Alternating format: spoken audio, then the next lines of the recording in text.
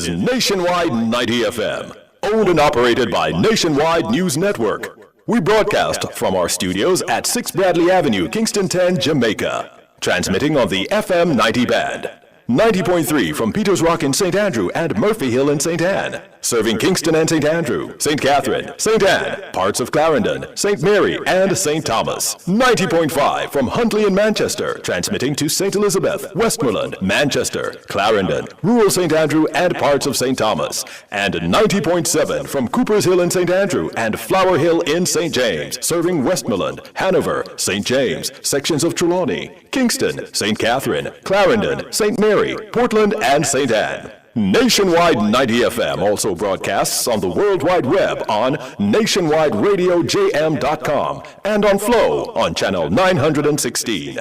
Nationwide 90 FM, a revolution in media.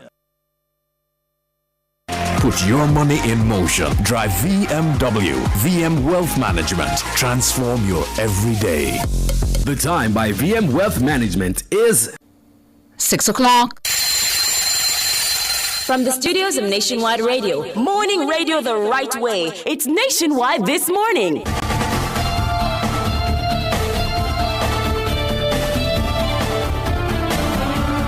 A very good morning to you. I'm Tana Thomas. Coming up in the news at 6 for this morning, Monday, September 22, 2025. Racehorse jockey shot and killed in Waterhouse St. Andrews Sunday night.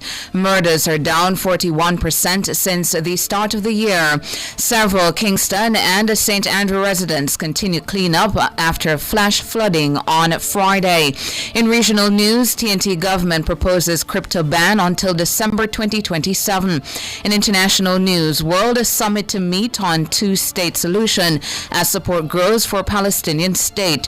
In sports, Jamaica ends 2025 World Athletics Championships with 10 medals. And in business, ransomware blamed for weekend cyber attacks at European airports. The details after the break.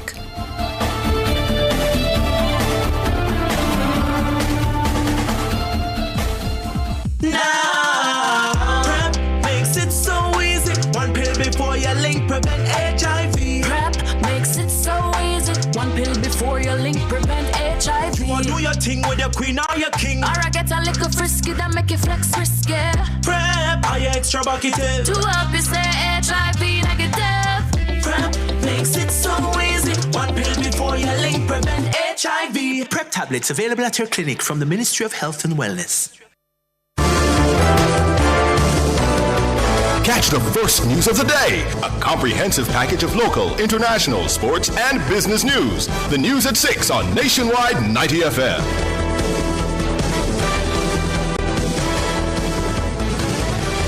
Now to the details. Popular racehorse jockey Neil Mullings was shot and killed by a gunman in Waterhouse St. Andrew on Sunday night. He was 51. Preliminary reports are that Mullings was at a location in Waterhouse when he was approached by a man. The man reportedly pulled a firearm and shot Mullings twice in the head. A motive has not yet been established for the killing. Neil Mullings rode over 400 winners in his career in Jamaica and was one of the most colorful characters in the Jockeys Colony at Caymanas Park. He was extremely popular in the weighing room and with stakeholders across the racing industry. He was part of the 2002 graduating class, which included Dane Nelson and Paul Francis. Mullings, who was tall for a jockey, was originally given the name Lester Piggott after the legendary English reinsman. He suffered numerous broken bones and several falls throughout his career, which led to his later nickname, Ironman. Meanwhile, the Jamaica Constabulary Force JCF says there's been a 41% decline in murders since the start of the year. The latest data from the JCF shows that between January 1 and September 20, 500 murders were recorded. That's 345 fewer than the 845 murders recorded in the corresponding period in 2024. According to the JCF's crime data, St. Andrews South leads the division national murder tally with 59, while in St. James, 43 homicides were recorded. That's 57 fewer than the number recorded for the corresponding period in 2024. The data also revealed that up to September 20, shootings declined by 33.5%. Rape is also down, dropping by 25% over the review period. But break-ins increased by 26% and robberies moved up by 11%. Now, a taxi operator who was recently charged with unlawful wounding after a video which appears to show him beating a woman with a machete went viral is now facing additional charges for alleged sexual offences. He is a 42-year-old Cleon Buckle, a resident of Freeman's Hall, Albertown in Trelawney. Buckle was arrested and charged last Friday, September 19. Reports are that sometime after 10 a.m. on September 14, the woman went to Buckle's home to retrieve a car key.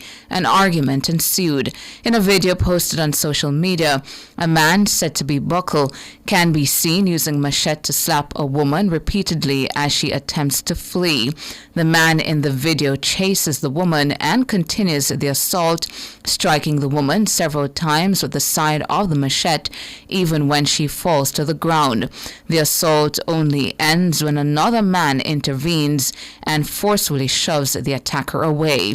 Head of the Constabulary Communications Network, CCN, Senior Superintendent Dale Garrick, says Buckle was wanted in Trelawney since 2024 for allegedly having sex with a minor. He remains in police custody as he was wanted in a separate matter being investigated by SISOCA for his alleged sexual assault of a minor. Investigators are currently making arrangements for him to be formally interviewed regarding the sexual offense matter, following which formal charges will be proffered. SSP Garrick has reaffirmed the JCF's commitment to bringing perpetrators of domestic violence to justice. Just wanting to remind the public that the JCF remains focused on ensuring justice and intervention are provided for victims of violence, and we continue to provide support through our dedicated teams at our domestic violence intervention centers across the island, as also through partner agencies. SSP Dale Garrick, head of the Constabulary Communications Network, CCN. The body of an 18-year-old male student was retrieved from the water sometime after 1 p.m. at Bikini Beach in Port Antonio, Portland on Sunday. The deceased is Vijay Popley, a sixth form student of Titchfield High School in the parish. Reports say that Popley was among a group of 8 boys who went swimming. He reportedly disappeared from the group and an alarm was raised. A search was conducted by firefighters, the police, and local fisherfolk. Vijay's body was found after a 2-hour search. Several residents from Mountain View Avenue, St. Andrew, are still cleaning up their homes this morning after a flash flood caused dislocation and damage last Friday. The source of the frustration and grief is the Burger Gully, which is in urgent need of repairs. Sections of the structure were eroded due to the impact of the rains, and this caused a flooding of several homes. Some residents spoke to the media on the weekend. Well, yesterday we were in here, I was trying to, the rain started to fall, the lightning flashing, and because we know of the situation, I started pack up a little things here, pack up little stuff, and throw them up there. So by the time I was in here, and take it up, then I look at mine, I close the back door. So I like a spirit of myself, open the back, when I look, I see the water start coming in from the back. And by the time I could just push up the mattress them, and then I have to leave out. Yeah. Because the water just because we have an elderly here, which is my grandma. Yeah. So we have to get my whole grandmother into dry area. We have to get her across the neighbor. I scream out, get somebody to help me, take her across the road. Yeah. And then by the time I come back in, there's nothing else I could do. There's nothing else. The water just rushing from the front and the back. One woman says her constant pleas to the authorities have fallen on deaf ears over the years. I'm tired. I'm literally tired. But me talk to them, me beg them before it reached that stage here, before the gully wall burst. And you see one come and we talk to you and beg you to say fix the gully. Because me know this is coming up. Right now, if you have a similar condition, me tired of live so. Me used to rescue the people them on the side. Me can't rescue nobody again. I need to rescue yourself. Me need to rescue myself. See the machine there, and the second washing machine that. Me tired, me not work, me not have no husband. And me, myself, and I. Distressed residents of Mountain View in St. Andrew speaking with the media following a flash flood last Friday. Meanwhile, Member of Parliament for East Kingston and Port Royal, Philip Paulwell, is calling on the authorities to urgently repair the Burger Gully. Paulwell toured sections of Mountain View Avenue on the weekend. Now, this has been an ongoing problem, but recently it got worse with the damage done to a section or sections of the Burger Gully. We need to get the walls of the gully, the flooring of the gully fully repaired, and then we have to put in place structures now that will prevent flooding, especially to those homes that are not on the gully banks. These are homes that are some distance away from the gully bank. So it's getting worse, And we are making a special appeal to the government of Jamaica to assist us in saving lives. Philip Paulwell, MP for East Kingston and Port Royal. And the president of the Incorporated Master Builders Association of Jamaica, IMAJ, Richard Mullings, says that the country's infrastructure has not kept pace with the scale of development projects over the past several years. Infrastructure goes along with structure. We're developing the country, including the corporate area. Nobody can deny the pace of development, high-rise and so on, and we're investing in structures. But the infrastructure is lagging, and the government has to make a deliberate attempt to upgrade the infrastructure. And that includes, at the first stage, that is engineering, commissioning the engineering reviews of things such as traffic, water supply, potable water, sewage, and, of course, drainage. So what we're seeing, we're in the face of climate change, increasing intensity in rainfall and similar things. We have to review the status, the nature of our infrastructure to keep up. Mullings, a civil engineer, says recommendations from members of his profession must be taken seriously as part of an integrated approach to the development of the built environment. Infrastructure services, roads, drains, so on, are public utilities, just like your electricity, your telephone. The government has to make a concerted effort to review the status of these things. And the first step is to get the engineers, either through the National Works Agency or some other contracting mechanism, to do the engineering reviews of the infrastructure and make the appropriate recommendations, and not to file the reports, not to create reports and file them, but to actually action the recommendations. Or we're just going to see this increase in these issues are not going to stop. They're going to increase. Richard Mullings, the president of the Incorporated Master Builders Association of Jamaica. Minister of Tourism Edmund Bartlett says by the year 2030, the number of stopover and cruise ship visitors to the island will reach the 8 million mark. He made the comment on Sunday night while speaking with Siobhan Campbell at the launch of the Jamaica Product Exchange JPEX at Harmony Beach in Montego Bay, St. James. Well, I'm expecting that we will get to 7 million, 8 million by 2030. We are at the verge of the 5 by 5 by 5 that I proposed in 2020. We now must look to the next step, and that is to take us to that point. Minister Bartlett says the JPEX, which brings together local supplies with foreign buyers, is critical to achieving the new target. And the minister used his presentation at the launch to publicly thank his former state minister, Delano Seawright, who has been assigned to the Ministry of Industry, Commerce and Investment. Minister Seawright played a pivotal role in repositioning tourism for us over the last 9.5 years. He's grown, he's built, he's learned, he has become knowledgeable and now he can move to greater things and to bigger places to add value to the process and to partner with tourism now to make sure that that future that we thought of linking tourism and industry and commerce and agriculture and the creative industries together will now begin to realize itself, because it's a joined-up government that is going to enable us to see tourism not being an entity unto itself as it is not. Edmund Bartlett, Minister of Tourism.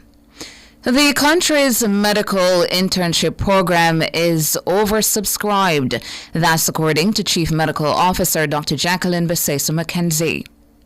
Approximately 500 persons applied for internship positions this year, with approximately 70% being foreign medical graduates from over 100 different medical schools. We are oversubscribed as we are limited in the number of interns that we can take. Internship is a period of supervision that builds on the knowledge and exposure in medical school to prepare graduates to be able to practice fully as medical doctors. The internship program requires that the necessary supervision is in place and takes place in institutions that have been approved. 258 medical graduates were placed in internship positions by the Ministry of Health and Wellness in January, March, and August this year.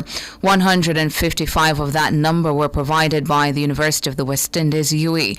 The ministry says over the last few years, there has been a gradual increase in the number of foreign medical graduates applying for posts. But Dr. Beseso McKenzie says Jamaican-trained interns are prioritized during the selection process.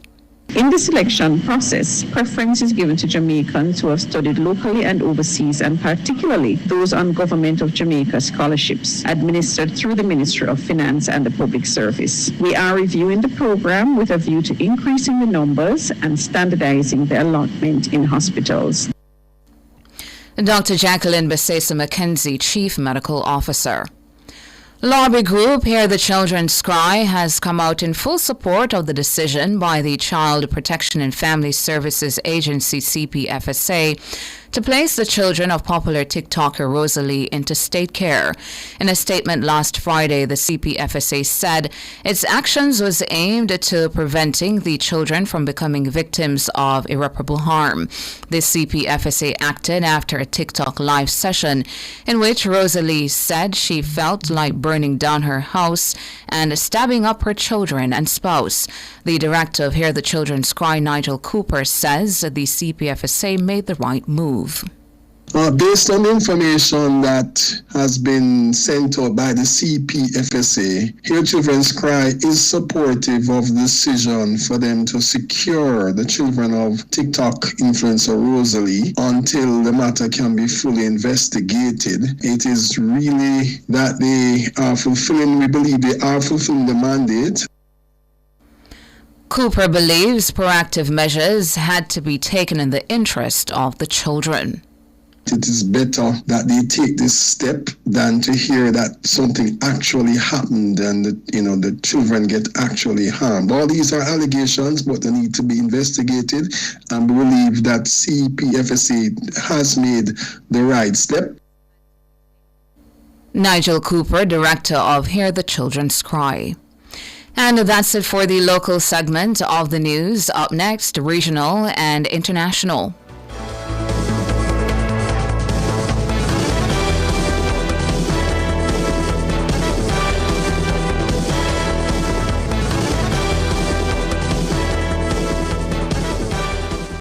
It's This Morning on Nationwide 90 FM. The time is 6:17. Decorate like a designer with BH Paints. The temperature brought to you by BH Paints is 28 degrees Celsius in capital city Kingston, 26 out west in Montego Bay, and in Mandeville, 24 degrees Celsius. Have you ever been to a store and felt right at home? The minute you entered, you knew that's where you were meant to be. Picture it. The dedicated, warm staff greet you with a smile, show exceptional professionalism, and still make you feel like family. Everything is catered to you. You know you're getting the best, because to them, you're the best. That's the New Walters Pharmacy, 18 High Street, Black River. Call 965-2264 or 476-3939. The New Walters Pharmacy. Pharmacy, everything exceptional.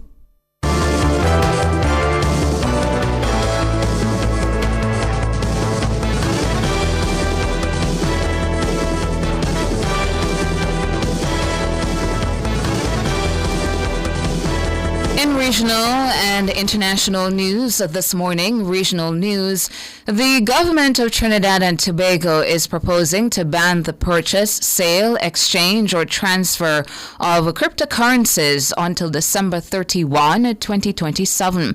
This includes Bitcoin and Ethereum. The government is also seeking to impose fines of up to 5 million TNT dollars for anyone who engages in unauthorized virtual asset activities. The Virtual Assets and Virtual Asset Service Providers Bill 2025 was on the order paper at Parliament sitting last Friday, but was not debated. The bill is subject to amendment in both the House of Representatives and the Senate. International, France and 5 other states are set to formally recognize a Palestinian state on Monday. The move is expected at a summit of dozens of world leaders being convened by France and Saudi Arabia to rally support for a two-state solution. Britain, Canada, Australia and Portugal all recognized a Palestinian state on Sunday.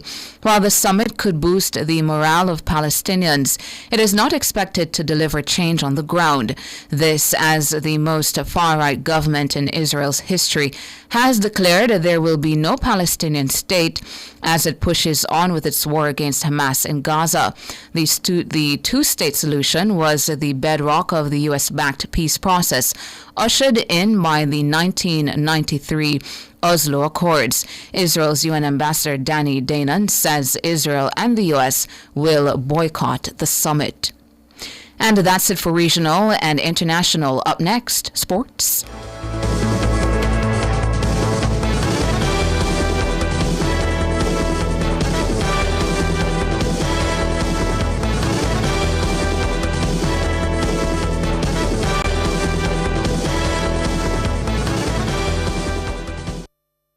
Me grew up and see my granny save her money under her mattress. But at an old time something. That's where I save my money in the bank. And become one buy a little house, but also save in a building society. We have to be smart with how we save our money. So what if the bank crash?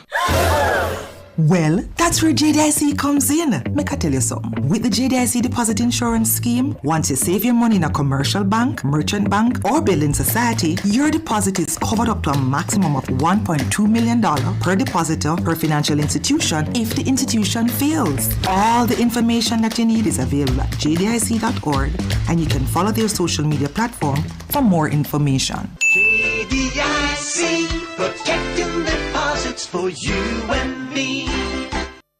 Commercial spaces for you. Parks and attractions for you. Housing and residential developments for you. Beautiful rental properties for you. Improving quality of life through infrastructure development across Jamaica for you. The Urban Development Corporation, making development happen for you. Brought to you by the Urban Development Corporation. UDC for you. Now, PrEP makes it so easy. One pill before you link prevent HIV. PrEP makes it so easy. One pill before you link prevent HIV. You wanna do your thing with your queen or your king? Or I get a little frisky that make you flex risky. PrEP, are you extra bucketed? To help you say HIV negative. PrEP makes it so easy. One pill before you link prevent HIV. PrEP tablets available at your clinic from the Ministry of Health and Wellness.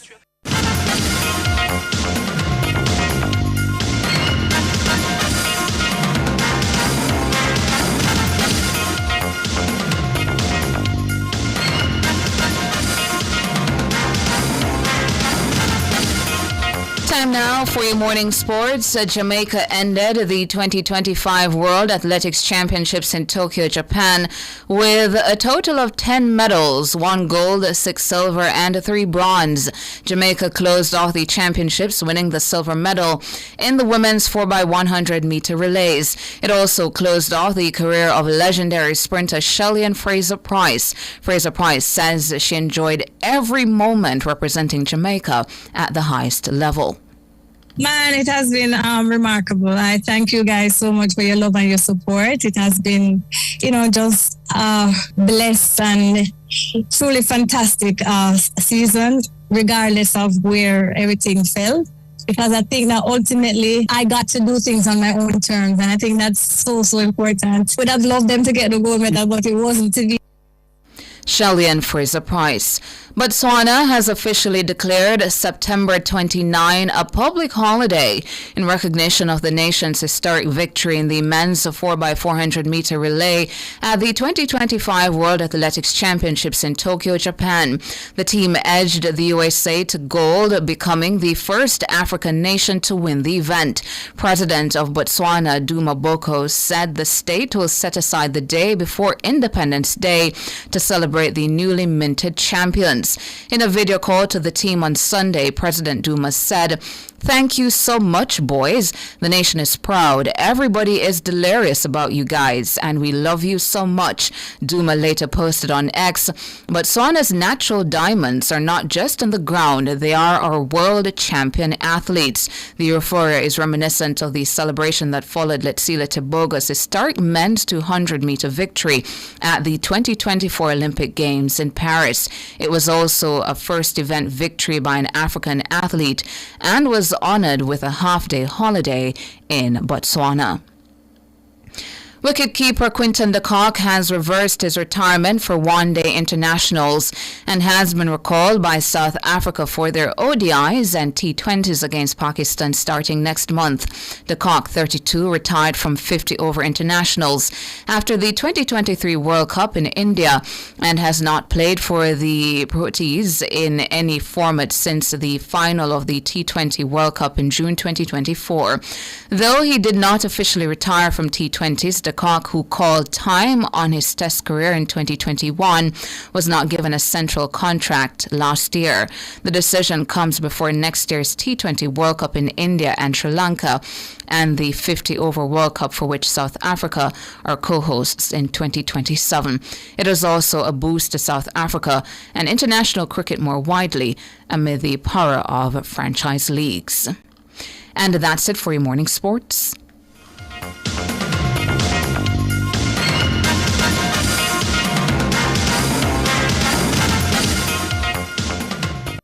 Delicious meals, poolside cocktails, right on the beach.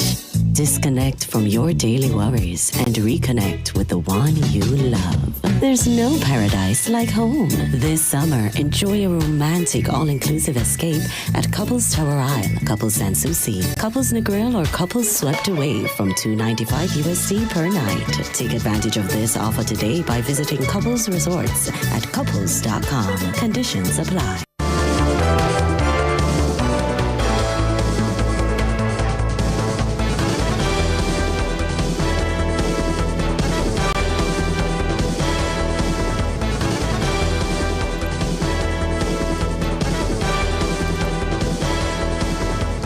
In business this morning, the EU's cybersecurity agency says criminals are using ransomware to cause chaos in airports around the world. Several of Europe's busiest airports have spent the past few days trying to restore normal operations after a cyber attack on Friday disrupted their automatic checking and boarding software. The European Union Agency of Cybersecurity told the BBC on Monday the malicious software was used to scramble automatic check-in systems. It also said the type of ransomware has been identified and law enforcement is investigating. It's not known who is behind the attack, but criminal gangs often use ransomware to seriously disrupt their victims' systems and demand a ransom in Bitcoin.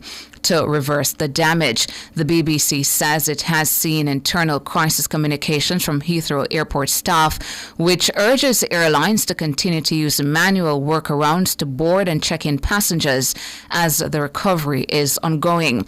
On Sunday, Heathrow said it was still working to resolve the issue and apologized to customers who had faced delayed travel. Now, Australian officials have promised telecommunications giant Optus will face significant consequences over a systems outage linked to multiple deaths. The incident last week left hundreds of people across more than half of the country unable to call emergency services for 13 hours.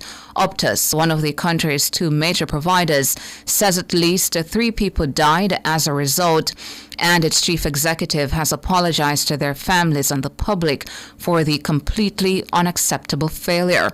The company is under fire for its delayed handling of the incident, the second such outage for the firm in 2 years, and the nation's communications regulator is investigating.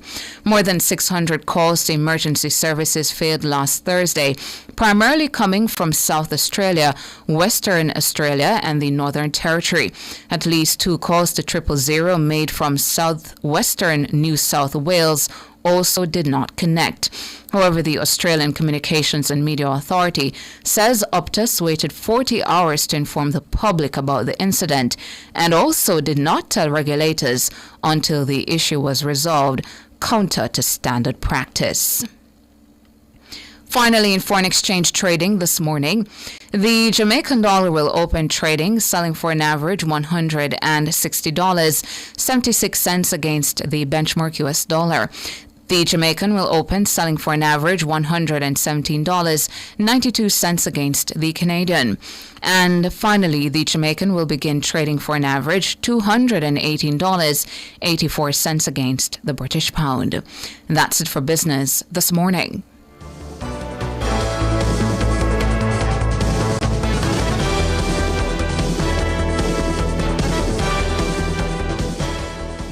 Clear your barrels and personal shipments with ease and convenience. Request a customs contactless clearance today through CCP at jca.gov.jm. The time by the Jamaica Customs Agency is 6:30. The Island Traffic Authority administers the provisions of the Road Traffic Act, which speaks to road and vehicular safety. The entity tests driver competence for the issuing of learner's permits and driver's licenses, in addition to testing vehicles for roadworthiness. We have 15 service hubs across the island ready to serve you. Visit our social media pages at Island Traffic Authority to learn more about our services. The Island Traffic Authority, steering safety, inspiring change.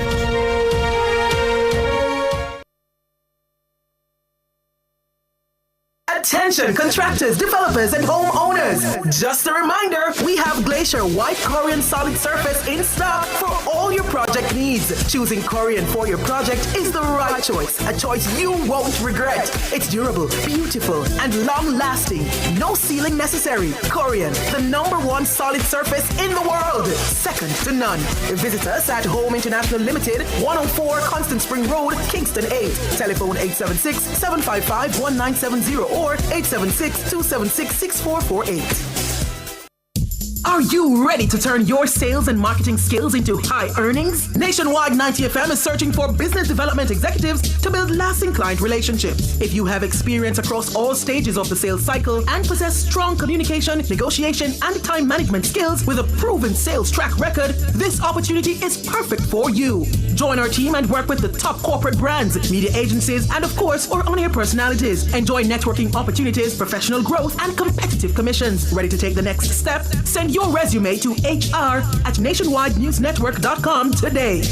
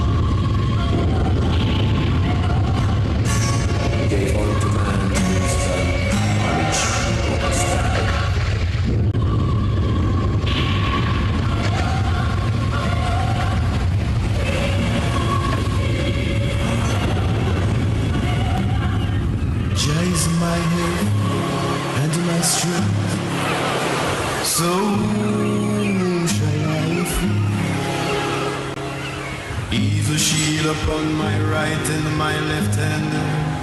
So whom shall I be afraid? Jah is my king.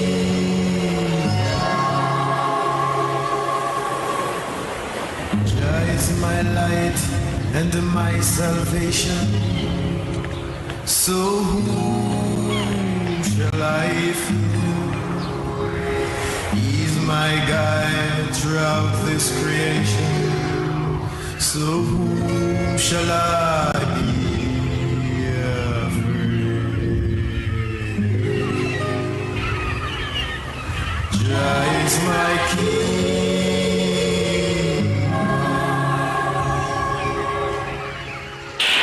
Jah is my guide in my resting and my rising. So whom shall I fear? He's my guide when I step out in the forward. So whom shall I be afraid?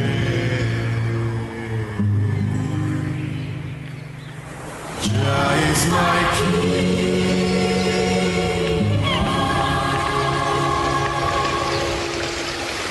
Jah is my guide when the Philistines come down upon me.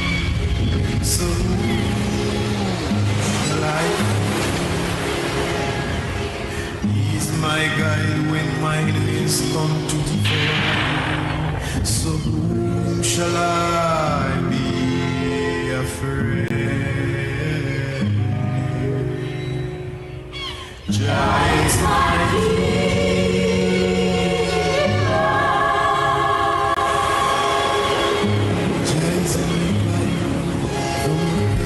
Of darkness, so whom shall I fear? He's my guide from the vampire. So whom shall I be afraid?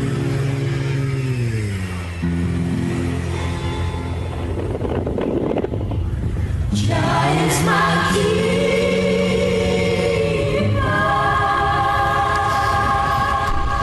A very good morning to you. Good morning to you. You're tuned in to Nationwide This Morning, NTM, The Big Show. Thank you so much for coming on over and joining us in this space. Of course, this space is Nationwide 90 FM Live 2. That's our YouTube channel. Hello to all our friends joining us in the chat. If you're joining us on the FM band, 90.3, 0.5, 0.7, 0.9. Hello to my friends out there in Radio Land. If you're joining us from the app or from our website, hello to you. Good morning to you. Happy Monday. It is Monday, September 22, 2025. I'm Tawna Thomas. I'm Sandra Roden, and I know some of you may be wondering, what am I doing here on a Monday? But I'm filling in on this beautiful Monday morning. If you're on your way to work, on your way to school, or you're bringing the kids to school, you're just on your way and you're listening, a pleasant morning to you. And of course, we are saying to you, you're starting off the week right, because you're listening to NTM right here on Nationwide 90 FM. Yeah, and for those of you asking, where is George? George, as you know, would be doubling up on duties today if he was to be hosting NTM and then heading straight from NTM, get, maybe like a half an hour before and prepping and then coming back for Cliff Hughes Online. That goes up to 1 o'clock. That is a lot. Yeah. Plus all of the other things that George has to do in between. So George will be with you for Cliff Hughes Online this morning. Indeed. Yeah. Well, I'll tell you what's on George's mind, but I can't tell you. So I'll have to tell you what's on my mind. Now, this morning's a very important morning because we have now witnessed the last World Championship race of the great, I won't call the name. When the history of track and field is told, the name Shelly-Ann Fraser Pryce will never fade.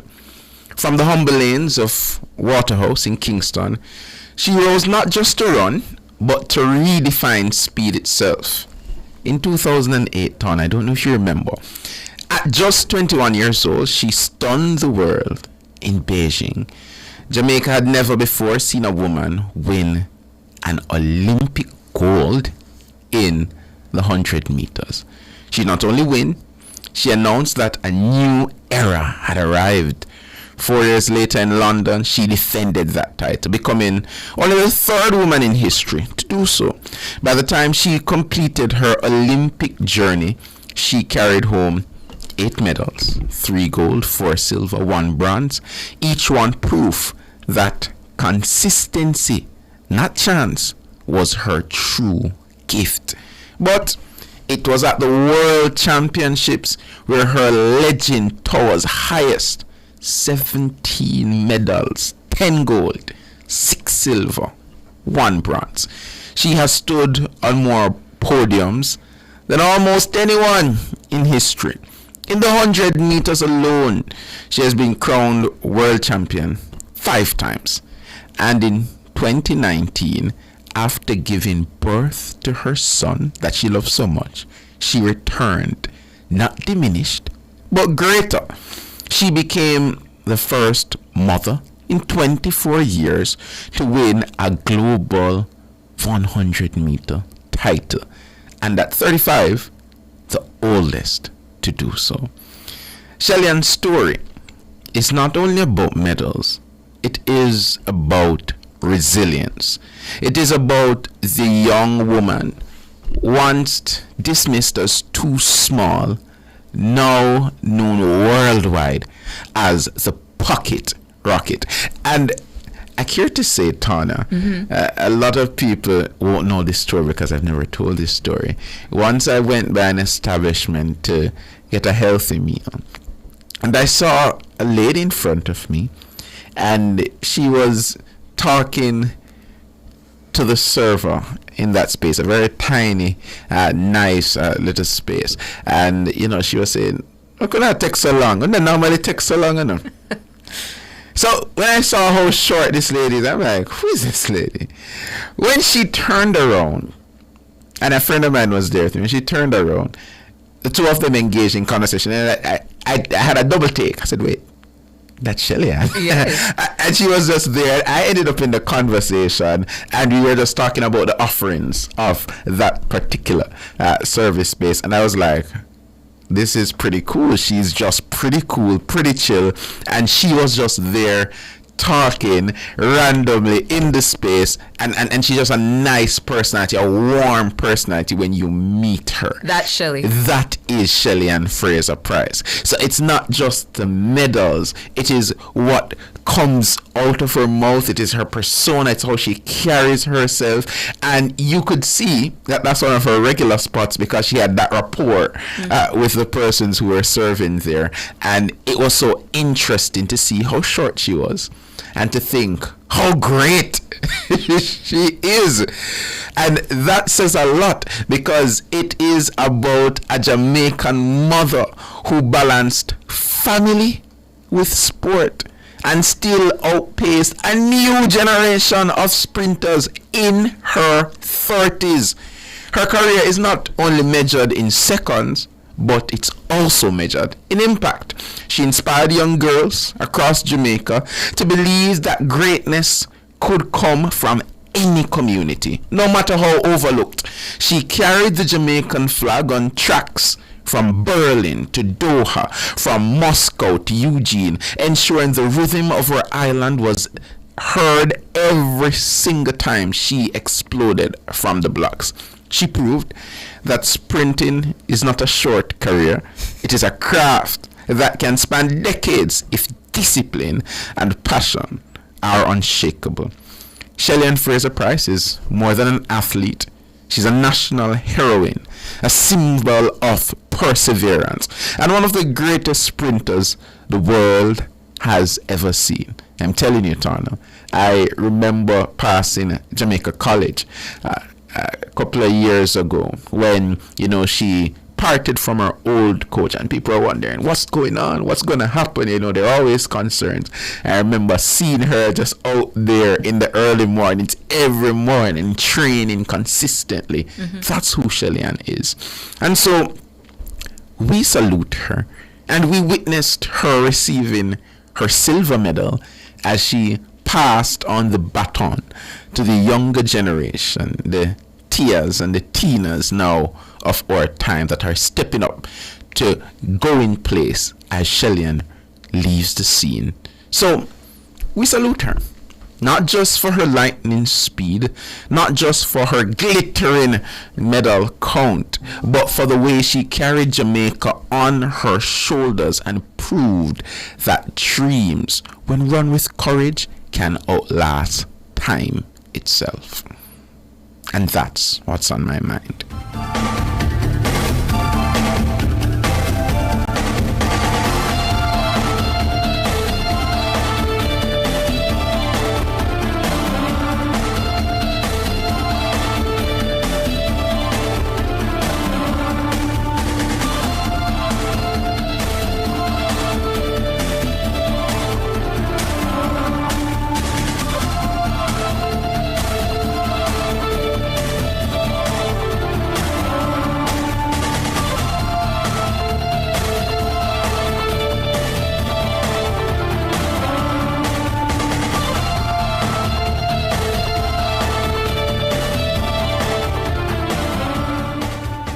Truth is, you can live life to the fullest with HIV. This time signal is brought to you by the Ministry of Health and Wellness. The time is...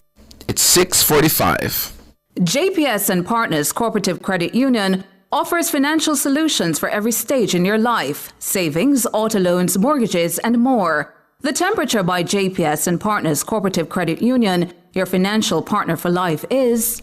It's 28 degrees Celsius in Kingston City, 26 degrees Celsius out west in Montego Bay, 23 degrees Celsius in the cool hills of Mandeville. Want to save money and still protect your engine?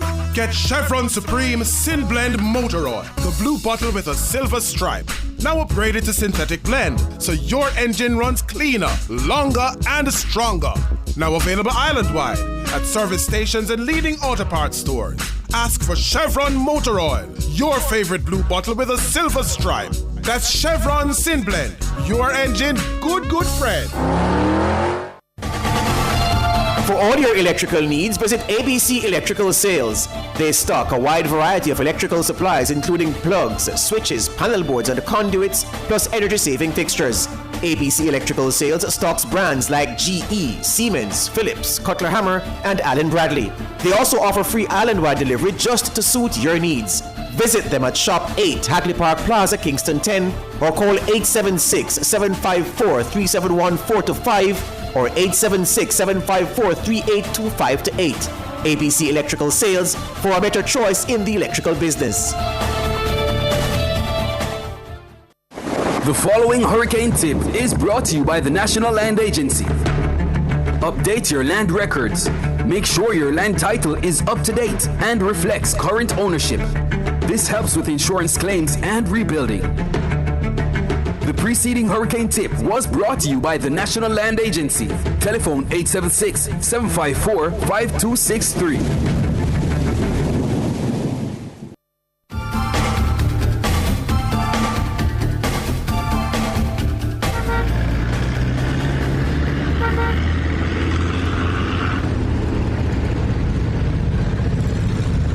When you hear those horns, you know what time it is. It's time for Street Smart with Ludlow McLean. Good morning to you, Ludlow. Morning, Sandra, and morning, Tana. Hey to you, Ludlow. Yeah, but Sandra, it's not the first year doing it on a Monday. Yeah, it's not the first. No, it isn't. But I know how concerned my listeners get sometimes, you know. Cool. Well, this morning, listeners and motoring public, it's really a busy Monday morning. And it's bright and sunny, yes, in contrast to what happened over the weekend, Friday mainly. The roadways, you have to be careful though. There's debris, in certain areas, so you have to be careful. Try not to speed, because you know what could happen. But so far, you can tell it from now, Reddy's Road has bumper-to-bumper traffic. As a matter of fact, there was an accident at the intersection of Reddy's Road and Reddy's Boulevard. That is causing some delay in terms of vehicular flow. And then when you leave there, it's going to be still traffic all the way down to that overpass by Dunrobin and Washington Boulevard. And when you get further down, it's going to be busy all the way towards Eastwood Park, then going across the Constantine Road. Dunrobin already has traffic from this morning early, and I can say the same thing for like Grandspin Road, onto Barbican Road, and Constantine Road, and also Manningdale Road. Everything at that intersection where we call Mary Brown's Corner. The traffic goes further around Barbican Road, all the way around to East Kings Road, and no doubt, I can tell you from now that if you're already on the Mandela coming towards 6 miles, you're going to also have traffic both ways on the Spanish Town Road end and also on Washington Boulevard. It's just bumper to bumper most places at this particular point in time. No doubt, as the morning progresses, you'll have more traffic, and so until 7:18, 7:20 thereabout, it's back to you in the studios. All right, thank you, Ludlow. It's now time for our word of the day.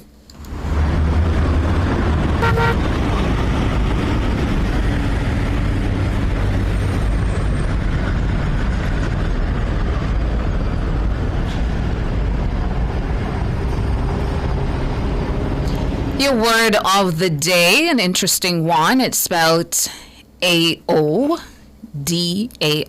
spelled A-O-D-A-I. Audai. Audai. Audai. Audai is your word of the day. It's a noun, audai, and it means a costume composed of a long tunic with side slits over wide trousers worn by Vietnamese women as a traditional dress. Audai is your word of the day, and we have up a picture on our YouTube channel, Nationwide 90 FM Live 2, of what an audai is supposed to look like.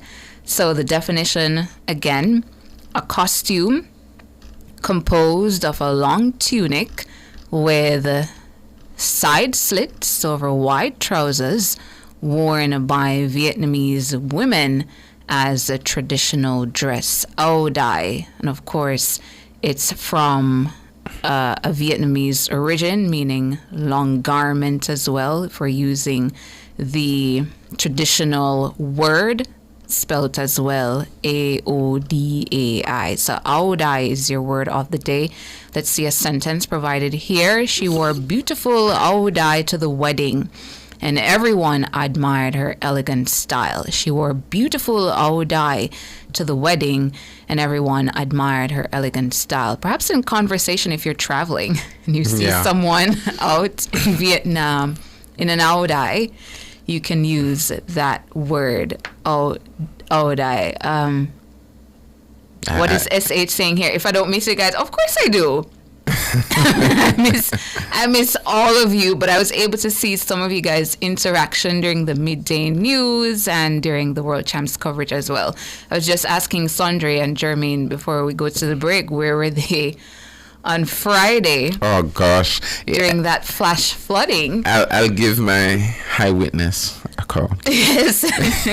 I found some way, Jermaine, to make it out of New Kingston, and it was a mess. I think generally the indiscipline on the roads, it gets heightened a little bit when you have rain, which is why normally you have traffic, because there are persons who are impatient, who are trying to go around people, the normal, but only heightened. And then some people are afraid of just the rain, they drive even slower, which is fair because the road is now wet. Yes. But that was heightened. I was almost run off the road by a man in a Raptor. Yeah. And then based on, he's driving a higher car. When you're driving lower cars in that space, the water was really, really high. So, it was very risky, I would say. Luckily, I found my way out of the risk. And, just looking at it, I witnessed lightning striking a pole right in front of me, and then sent the lights, the stop lights out. That was what it was like. It was pandemonium on the roads, man, pandemonium. But yeah, luckily, eventually, I got to a space where I could stop and wait it out until 8 p.m. 8 p.m. Yeah, I just thought I'd wait it out until 8 p.m. From about what time were you in the traffic? I was in the traffic for say an hour and 30 minutes. Oh. Yeah, and then I had to wait it out from about 6:30 to 8 p.m. And someone said to me yesterday that they were in gridlock for about 3 hours. Yeah. Depending on where you're going, because people are still trying to make it out. I don't know if a lot of you saw, but there's that red Benz that was floating in New Kingston. That's how high the water was. You had to be very cautious. There are points where I saw that, I can't make it there. I had to turn around and find somewhere else. Yeah. Because of how high the water is. And I heard stories about people, parking up in gas stations and just waiting it out, which was a wise decision. A very wise decision, yeah. All right, going to take a break here on NTM and go to our features at the top of the hour, the news. Living Well is brought to you by the New Walters Pharmacy, Black River, St. Elizabeth. Everything exceptional.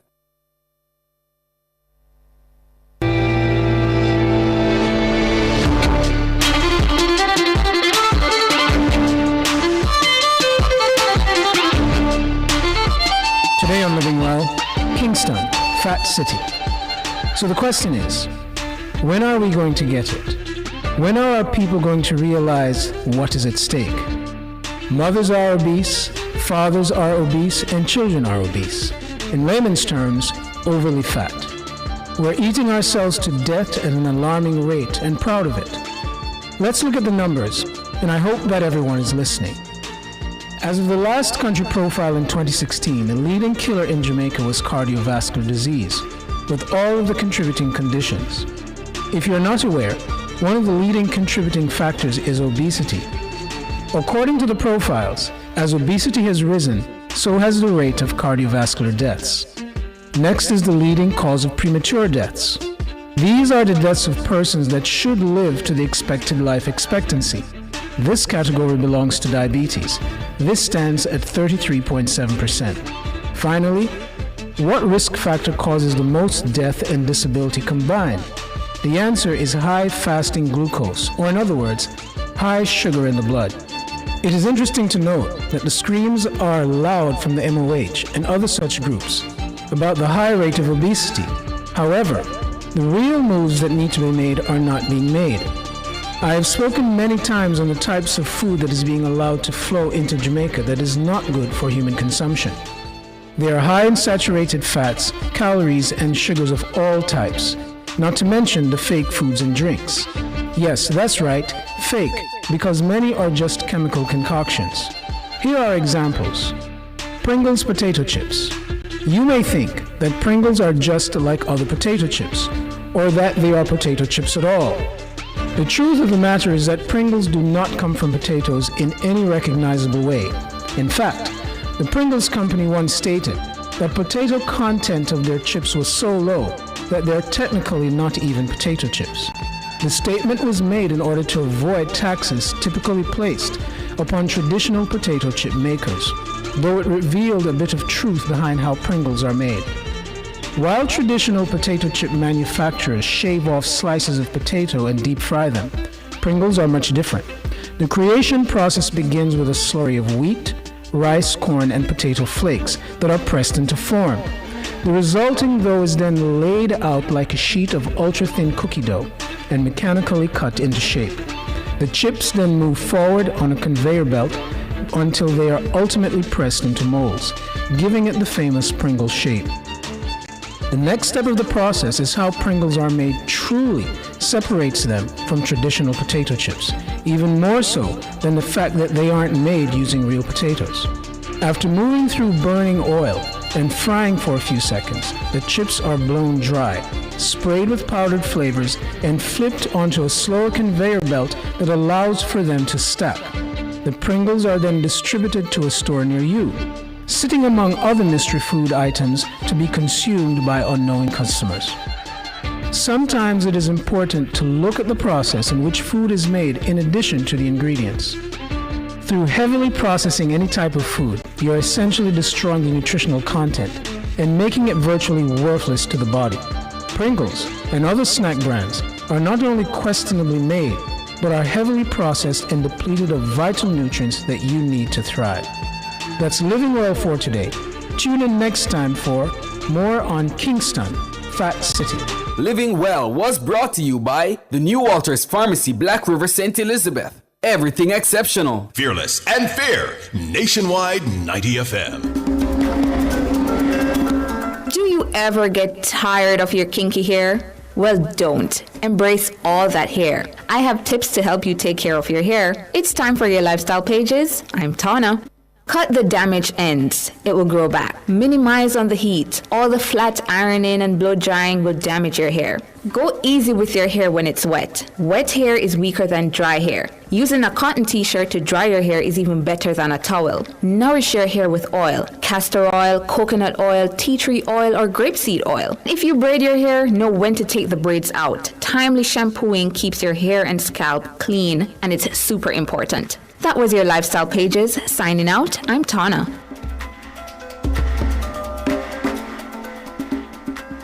Nationwide 90 FM, continuing the tradition of fair, fearless, and factual reporting. Jamaica, let's make road safety a priority. Slow down, stay focused. Remember, every life matters. The time brought to you by the JIS is... News time at 7 o'clock. If you need to build it, plumb it, weld it, pave it, or power it, National Supply has it. Get the best brands for the job at Jamaica's Industrial Hardware Superstore, Kingston Normal Bay. The temperature by National Supply is 28 degrees Celsius in capital city Kingston, 26 southwest in Montego Bay, and in Mandeville 23 degrees Celsius. The most credible news in the morning. The news at 7 on Nationwide 90 FM.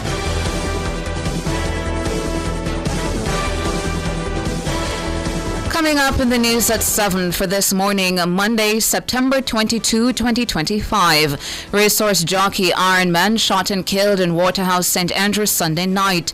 Murders are down 41% since the start of the year. Several Kingston and St. Andrew residents continue cleanup after flash flooding on Friday. In regional news, TNT government proposes crypto ban until December 2027. And in international news, World Summit to meet on two-state solution as support grows for a Palestinian state. The details after the break.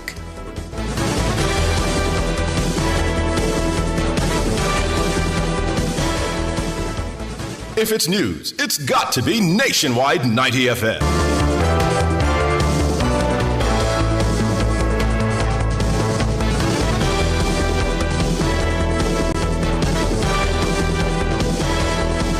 For the details, I'm Tana Thomas. Popular racehorse jockey Anil Mullings was shot and killed by a gunman in his home community of Waterhouse St. Andrew on Sunday night. He was 49. Preliminary reports are that Mullings was at a location in Waterhouse when he was approached by a man. The man reportedly pulled a firearm and shot Mullings twice in the head. A motive has not yet been established for the killing. Anil Mullings rode over 400 winners in his career in Jamaica and was one of the most colorful characters in the Jockey's Colony at Caymanas Park. He was extremely popular in the weighing room and with stakeholders across the racing industry. He was part of the 2002 graduating class, which included Dane Nelson and Paul Francis. Mullings, who was tall for a jockey, was originally given the name Lester Piggott after the legendary English reinsman. He suffered numerous injuries in his career, breaking his legs, arms, back, and ribs in several spills on the track. He also suffered serious injuries in a car accident on Spurtree Main Road in 2010. Due to his injury history, Mullings was later tagged with the nickname Iron Man. Meanwhile, the Jamaica Constabulary Force, JCF, says there's been a 41% decline in murders since the start of the year. The latest data from the JCF shows that between January 1 and September 20, 500 murders were recorded. That's 345 fewer than the 845 murders recorded in the corresponding period in 2024.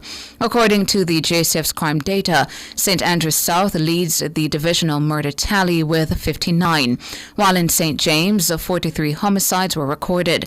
That's 57 fewer than the number recorded for the corresponding period in 2024. The data also revealed that up to September 20, shootings declined by 33.5%. Rape is also down, dropping by 25% over the review period. But break-ins increased by 26% and robberies moved up by 11%. A taxi operator who was recently charged with unlawful wounding after a video which appears to show him beating a woman with a machete went viral is now facing additional charges for alleged sexual offences. He is a 42-year-old Cleon Buckle, a resident of Freeman's Hall, Albert Town in Trelawney. Buckle was arrested and charged last Friday, September 19. Reports are that sometime after 10 a.m. on September 14, the woman went to Buckle's home to retrieve a car key. An argument ensued. In a video posted on social media, a man said to be Buckle can be seen using a machete to slap a woman repeatedly as she attempts to flee. The man in the video chases the woman and continues the assault, striking the woman several times with the side of the machete, even when she falls to the ground. The assault only ends when another man intervenes and forcefully shoves the attacker away. Head of the Constabulary Communications Network, CCN, Senior Superintendent Delia Garrick, says Buckle was wanted in Trelawney since 2024 for allegedly having sex with a minor. He remains in police custody as he was wanted in a separate matter being investigated by Sissoko for his alleged sexual assault of a minor. Investigators are currently making arrangements for him to be formally interviewed regarding the sexual offense matter, following which formal charges will be proffered. SSP Garrick has reaffirmed the JCF's commitment to bring perpetrators of domestic violence to justice. Just wanting to remind the public that the JCF remains focused on ensuring justice and intervention are provided for victims of violence, and we continue to provide support through our dedicated teams at our domestic violence intervention centers across the island, as also through partner agencies. SSP Delia Garrick, head of the Constabulary Communications Network, CCN. The body of an 18-year-old male student was retrieved from the water sometime after 1 p.m. at Bikini Beach in Port Antonio, Portland on Sunday. The deceased is Vijay Popley, a sixth form student of Titchfield High School in the parish. Reports are that Popley was among a group of 8 boys who went swimming. He reportedly disappeared from the group and an alarm was raised. A search was conducted by firefighters, the police, and local fisherfolk. Vijay's body was found after a 2-hour search. Several residents from Mountain View Avenue, St. Andrew, are still cleaning up their homes this morning after a flash flood caused a dislocation and damage last Friday. The source of the frustration and grief is the Burger Gully, which is in urgent need of repairs. Sections of the structure were eroded due to the impact of the rains, and this caused the flooding of several homes. Some residents spoke to the media on the weekend. Well, yesterday we were in there, I was trying to, the rain started to fall, the lightning flashing, and because we know of the situation, I started pack up a little things, pack up little stuff and throw them up there. So by the time I was in here and take it up, then I look at mine, I close the back door. So I like a spirit of myself, open the back, when I look, I see the water start coming in from the back. Mm-hmm. And by the time I could just push up the mattress them, and then I have to leave out. Yeah. Because the water just because we have an elderly here, which is my grandma. Yeah. So we have to get my whole grandmother into dry area. We have to get her across the neighbor. I scream out, get somebody to help me, take her across the road. Yeah. And then by the time I come back in, there's nothing else I could do. There's nothing else. The water just rushing from the front and the back. One woman says her constant plea to the authorities have fallen on deaf ears over the years. I'm tired. I'm literally tired.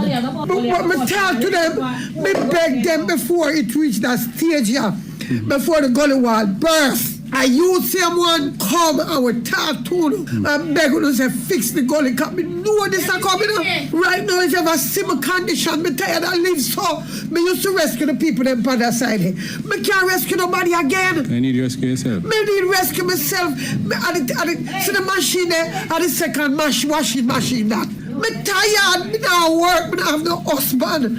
And me, myself, and I. Distressed residents of Mountain View in St. Andrew speaking with the media following a flash flood last Friday. Meanwhile, Member of Parliament for East Kingston and Port Royal, Philip Paulwell, is calling on the authorities to urgently repair the Burger Gully. Paulwell toured sections of Mountain View Avenue on the weekend. Now, this has been an ongoing problem, but recently it got worse with the damage done to a section or sections of the Burger Gully. We need to get the walls of the gully, the flooring of the gully fully repaired, and then we have to put in place structures now that will prevent flooding, especially to those homes that are not on the gully banks. These are homes that are some distance away from the gully bank. So it's getting worse, And we are making a special appeal to the government of Jamaica to assist us in saving lives. Philip Paulwell, MP for East Kingston and Port Royal. And the president of the Incorporated Master Builders Association of Jamaica, IMAJ, Richard Mullings, says that the country's infrastructure has not kept pace with the scale of development projects over the past several years. Infrastructure goes along with structure. We're developing the country, including the corporate area. Nobody can deny the pace of development, high-rise and so on, and we're investing in structures. But the infrastructure is lagging, and the government has to make a deliberate attempt to upgrade the infrastructure. And that includes, at the first stage, that is engineering, commissioning the engineering reviews of things such as traffic, water supply, potable water, sewage, and, of course, drainage. So what we're seeing, we're in the face of climate change, increasing intensity in rainfall and similar things. We have to review the status, the nature of our infrastructure to keep up. Mullings, a civil engineer, says recommendations from members of his profession must be taken seriously as part of an integrated approach to the development of the built environment. Infrastructure services, roads, drains, so on, are public utilities, just like your electricity, your telephone. The government has to make a concerted effort to review the status of these things. And the first step is to get the engineers, either through the National Works Agency or some other contracting mechanism, to do the engineering reviews of the infrastructure and make the appropriate recommendations, and not to file the reports, not to create reports and file them, but to actually action the recommendations. Or we're just going to see this increase in these issues are not going to stop, they're going to increase. Richard Mullings, the president of the Incorporated Master Builders Association of Jamaica.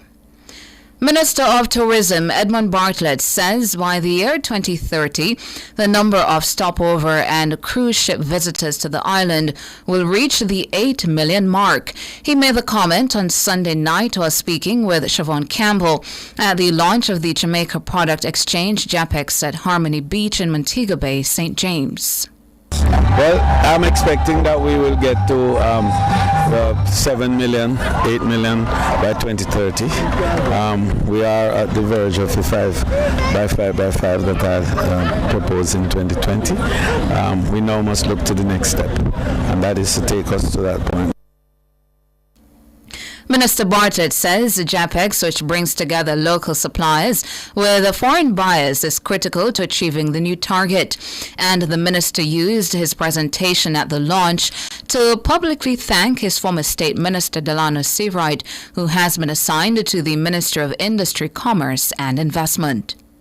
Minister Seawright played a pivotal role in repositioning tourism for us over the last 9.5 years. He's grown, he's built, he's learned, he has become knowledgeable, and now he can move to greater things and to bigger places to add value to the process and to partner with tourism now to make sure that that future that we thought of linking tourism and industry and commerce and agriculture and the creative industries together will now begin to realize itself, because it's a joined-up government that is going to enable us to see tourism not being an entity unto itself as it is not.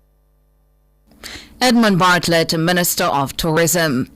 The country's medical internship program is oversubscribed. That's according to Chief Medical Officer Dr. Jacqueline Besesa McKenzie. Approximately 500 persons applied for internship positions this year, with approximately 70% being foreign medical graduates from over 100 different medical schools. We are oversubscribed as we are limited in the number of interns that we can take. Internship is a period of supervision that builds on the knowledge and exposure in medical school to prepare graduates to be able to practice fully as medical doctors. The internship program requires that the necessary supervision is in place and takes place in institutions that have been approved. 258 medical graduates were placed in internship positions by the Ministry of Health and Wellness in January, March, and August this year. 151 of that number were provided by the University of the West Indies. The ministry says over the last few years, there has been a gradual increase in the number of foreign medical graduates applying for posts. But Dr. Besesa McKenzie says Jamaican-trained interns are prioritized during the selection process. In the selection process, preference is given to Jamaicans who have studied locally and overseas, and particularly those on Government of Jamaica scholarships administered through the Ministry of Finance and the Public Service. We are reviewing the program with a view to increasing the numbers and standardizing the allotment in hospitals. Dr. Jacqueline Besesa McKenzie, Chief Medical Officer. In regional news, the government of Trinidad and Tobago is proposing to ban the purchase, sale, exchange or transfer of cryptocurrencies until December 31, 2027. This includes Bitcoin and Ethereum. The government is also seeking to impose fines of up to 5 million TNT dollars for anyone who engages in unauthorized virtual asset activities. The Virtual Assets and Virtual Asset Service Providers Bill 2025 was on the order paper at Parliament sitting last Friday, but was not debated. The bill is subject to amendment in both the House of Representatives and the Senate. And in international news, France and 5 other states are set to formally recognize a Palestinian state on Monday. The move is expected at a summit of dozens of world leaders being convened by France and Saudi Arabia to rally support for a two-state solution. Britain, Canada, Australia, and Portugal all recognized a Palestinian state on Sunday. While the summit could boost the morale of Palestinians, it is not expected to deliver change on the ground. This, as the most far-right government in Israel's history has declared there will be no Palestinian state as it pushes on with its war against Hamas in Gaza. The two-state solution was the bedrock of the U.S.-backed peace process ushered in by the 1993 Oslo Accords. Israel's UN ambassador Danny Danon says Israel and the U.S. will boycott the summit. And that's it for the news at 7. I'm Tawna Thomas.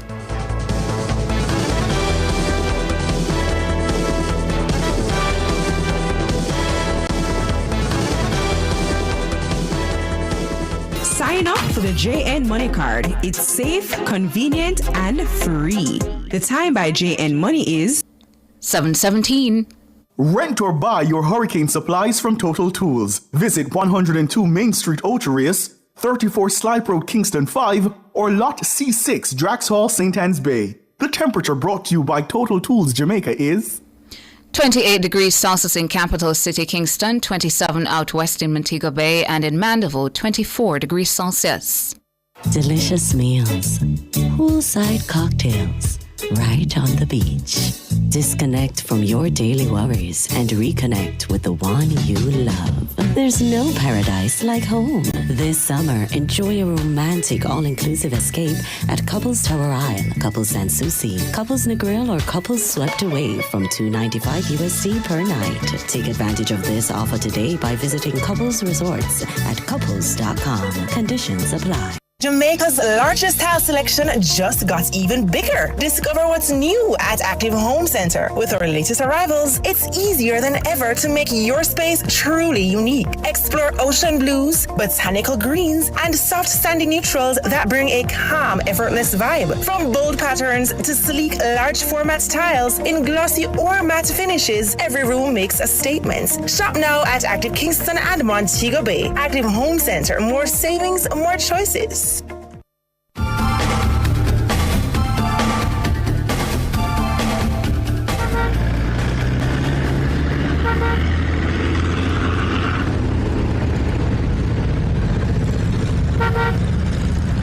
That time of the morning when we get our second report of Street Smart with Ludlow McLean. Hey to you, Ludlow. Morning time again, Tona. And to our listeners, remember now, it's a lot of traffic on the road and debris, and you just have to be very careful, whether it's pedal cyclists, motorcyclists, whatever. But it's bright and sunny, and remember the traffic remains. Remember the main areas, the Mandela Highway to 6 miles, still has traffic. From there to Spanish Town Road, 3 miles. Oh, lots of traffic there. If you're coming from Portmore, exiting onto Marcus Garvey Drive, traffic all the way down towards Abbott Street, and all these areas has traffic. Spanish Town Road, if you're going up Maxfield Avenue, however, it's not too bad, except once you cross the intersection of Maxfield and Linders, going further up, is going to be traffic all the way into Harbour Tree. Same thing, Hagley Park Road coming up onto Eastwood Park Road, Malines Road, and then from Conferencing Road, lots of traffic heading into Harbour Tree. On the other side, the road that runs parallel, Waterloo Road, has traffic going across to Trafalgar. Hope Road in both directions also has traffic, and remember Barbican Road still has traffic. If you're on the eastern side, coming out of Bull Bay, in the vicinity of the roundabout, heading towards the next roundabout, you're going to also have traffic. That's the one in Harborview. And then once you get onto the Sir Clauser Glassfoot Highway, it's good vehicular movement all the way to Michael Manley Boulevard. So it's mixed on the eastern side, but going up Mountain View, however, Mountain View Avenue is definitely going to have traffic. And I remind you, lots of debris on the road. Be careful as usual. And Street Smart, your safety is our concern. Honor. Thank you so much, Ludlow, for that second report of Street Smart with Ludlow McLean. Up next at the front page. On the front page this morning, the Minister of National Security and Peace, Dr. Horace Chang.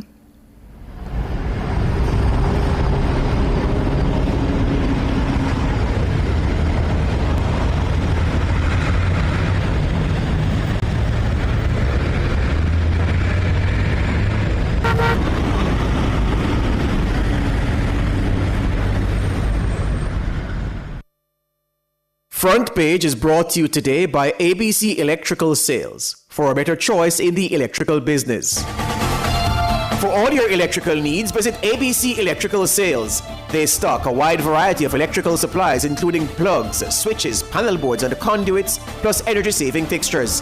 ABC Electrical Sales stocks brands like GE, Siemens, Philips, Cutler Hammer, and Allen Bradley. They also offer free island-wide delivery just to suit your needs.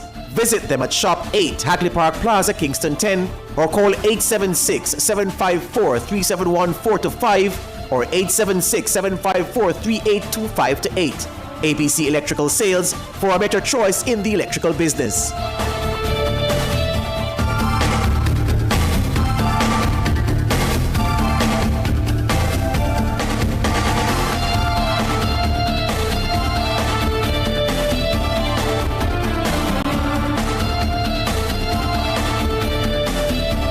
Back with you on the front page, and on the front page this morning we are looking on the national security portfolio, the third term and the addition of peace to the portfolio. The country is now recording a 41% decline in murders since the start of the year. That's according to the recent statistics published by the Jamaica Constabulary Force, the JCF.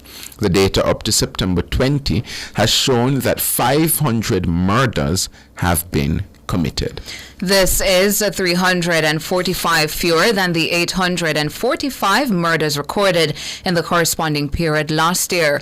According to the JCF's crime data, St. Andrews South continues to lead the murder tally with 59, while in St. James, 43 homicides were recorded. This is 57 fewer than the corresponding period in 2024.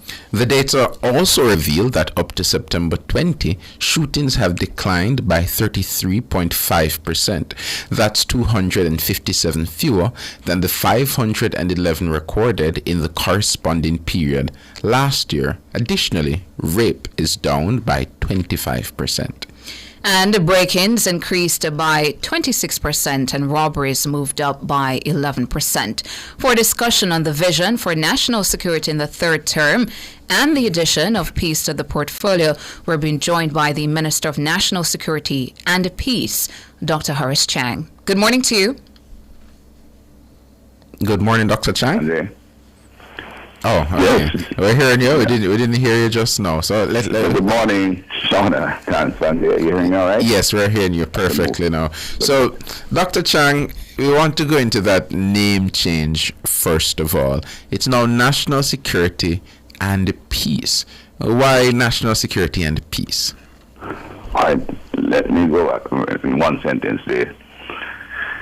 The Development of National Security of the JCF evolves from essentially three words: development, transformation, and sustainability. And peace emerges out of sustainability, because once we restore peace to a community, you have to bear in mind that the criminal activity was in fact a part of their socio-economic activity, social and economic activity. And we therefore have to examine how, in ensuring sustainability, we will ensure that opportunities not only change the environment in the community, but opportunities reach those people in the vulnerable communities, citizens who live in vulnerable communities. That's where peace comes in. It's essentially, we have to ensure that there's a peace dividend paid to the community. Or we'll end up with a reversion to original practices, which essentially means our activities will not be sustainable. Or in fact, you have to end up with a long-term strong police activity, which is not in our best interest either. We'll have to have consistent law enforcement, but in a different manner. So we will have to ensure we maintain our police force, but as I said, begin to have the Ministry of National Security lead the charge for the peace dividend to be paid to those communities. We have the infrastructure in place, although we have the framework, which we'll have to essentially develop and as a new mandate and essentially deep and broaden it, which comes under what I've articulated before, but in the height of homicides. It's not easy, it's not noticed by the wider public. But the Citizens Business Council provide that framework where I chair on behalf of the Prime Minister the leadership of government, the civil leadership of government, all the permanent secretaries, heads of the critical agencies, including Jamaica Social Investment Fund, and the JCF, JDF, MOCA, Ministry of Local Government and SDC. So the technical team is in place to ensure a level of collaboration and cooperation. Up until now, that was confined somewhat to the zones of special operation, where those who are familiar with know in the build phase, we moved to remove the zinc fences, put in drains, fix the roads, with the process of titling, with the squatting, and of course the soft side we get into economic support, small business support with grants. We seek to get the term we are missing about how to ensure citizens feel shared equity, social equity. So we individuals who need birth certificates, passport, registration with heart, registration with their social support services in part, social pension, and those kind of activities are carried out through the social intervention unit, social transformation unit is called within the zones of special operation. Now the preconditions for ZOSOs have been reduced in the just over 100 communities, vulnerable communities we have identified across Jamaica. But the need for the socio-economic transformation remains. And that is why peace, as I said, the peace dividend must be delivered to the communities that we have identified. Or we'll have not only reversion of criminal activity where we have reduced the activity in the zone of special operation, but in all those vulnerable communities where we have identified the kind of conditions that can lead to social dysfunction and violence. And you mentioned, Dr. Chang, that one of the ways that you had started that sort of change was through the ZOSOs. In this next administration,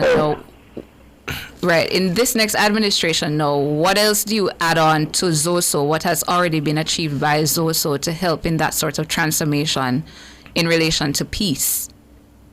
Well, I said there are certain preconditions, as you're aware, as we renew the threat of violence that will overwhelm normal policing. Now, that threat has been reduced in a lot of the years. So while we complete the process in the zone of special operation and some measures be phased out in terms of the level of policing, we'll have to move into the vulnerable communities because the loss of hope about in these vulnerable communities, which has been defined by the PIOG, not just the political representation, where this infrastructure conditions are challenging, the opportunities for citizens are poor, the schools are challenged, the general services that contribute towards a vital and healthy community are missing. Individuals just have lost hope in them. We now introduce, we broaden our reach with the social and infrastructure programs, I said, to offer a new life to those communities without the heavy aspects of the heavy security. There's the security. We're not going to change that. There'll still be a strong element of the term proximity policing, but we don't need all the checkpoints and all the company of soldiers in place to maintain order and to establish a separate social zone, so to speak. Hold for us there, Dr. Chang. Without that. Hold for us. We're going for a break and then we'll come back with more.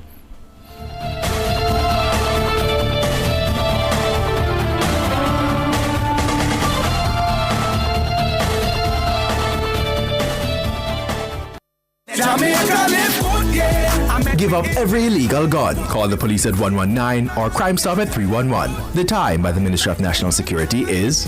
It's 7:31. Looking for superior quality transportation from an international award-winning provider?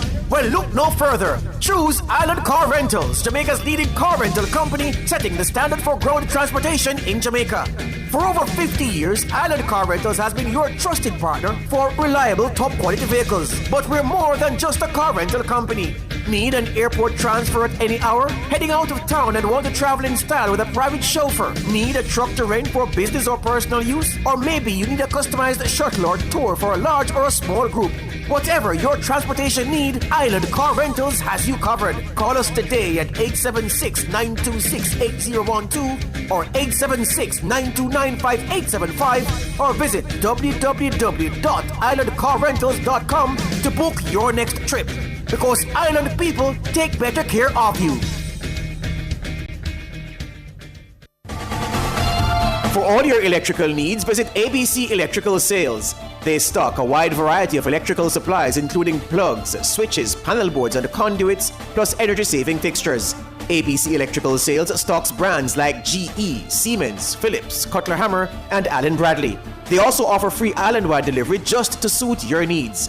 Visit them at Shop 8, Hagley Park Plaza, Kingston 10, or call 876-754-3714-5 or 876-754-3825-8.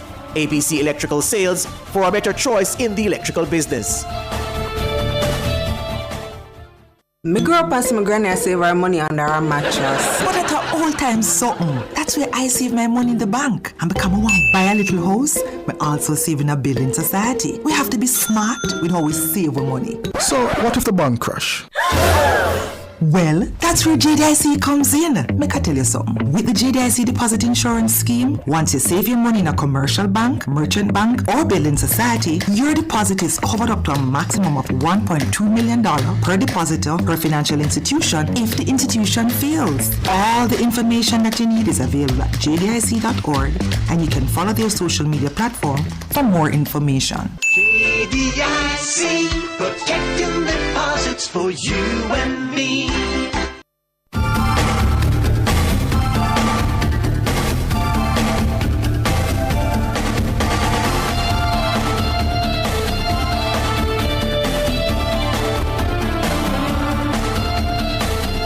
We're back with you. If you're just joining us, we have the Minister of National Security and Deputy Prime Minister of Jamaica, Dr. Horace Chang, and we're speaking about the national security portfolio in the third term, and that national security portfolio is now national security and peace. As we continue along that trajectory, Dr. Chang, what are the expectations now that you have a more robust police force, a police force that's delivering targets? What are the expectations as it relates to numbers in the coming years? What do you expect? Well, they have done remarkably well. Commend the entire police force. They have shown that they can get the job done, provide the resources, and, left to do their operations professionally. When we look at the numbers, we have, it is remarkable. We have moved from, not only is the public discourse significantly reduced, it doesn't seem to be a problem in my own parish leadership said recently. The problem is water, not murders. But when I look at the numbers, we started off at looking at, getting under 1,000. Then we look at 800, and the reason 800 was brought in the picture, and that we could achieve that, but not only generated significant level of optimism in that the professors say when we get to 800, we can reduce the retaliation significantly and therefore get a kind of rapid fall once we get to that number. But we are already moving below that. I looked at the numbers. I said we could in fact get under 700. We have been averaging below 60 homicides per month, and that would put us just below 700. Just below it if we keep at that rate. But the robust policing have to continue. Yeah. Because we are aware there are men out there with guns, and there are men out there willing to commit violence, and there are those who used to profiteer from the criminal activity and are willing to return to it. But that also, once we can apprehend them, as we've been doing, the incentive to continue, of course, is significantly reduced, because it means they will not be able to enjoy their ill-gotten wealth. So they'll have to change their operation and certainly reduce their level of violence, which will draw attention to them in the community. The police, of course, so the police have to maintain their defense to reassure the citizens and give them the confidence that this police force will not allow that kind of outbreak of violence anywhere within the community. At the same time, they have to increase their vigilance in other areas where, to ensure criminals are looking to still optimize their profits from illegal activity. So a level of the advanced fraud, drug pushing, and for the lesser lights, you might say in criminal world, you find some increased level of robbery. So the police has to, they're still out there, be robust, be strong, and maintain the trust of the community so that they will get information that can apprehend the criminals of this element. So, Dr. Chang, Plan Secure Jamaica Zone of Special Operations as the SOEs, etc., those things have been implemented over the last couple of years, particularly when you took over as National Security Minister, ramped up in certain spaces. Do we expect to see other types of initiatives or programs now that peace is a part of your mandate across Jamaica? Well, as I said in the earlier part of the discussion, we are obligated to pay a peace dividend to the community and to the country. The SOEs clearly have been on decline, and it is the law, and if incidents arise that justify it, we will execute. But that seems to be on the background of not by virtue of the success we have had. The zone of special operation, because more development law goes through hold, clear, and then build phase. And technically, what you might be saying here now is we are now holding nationally.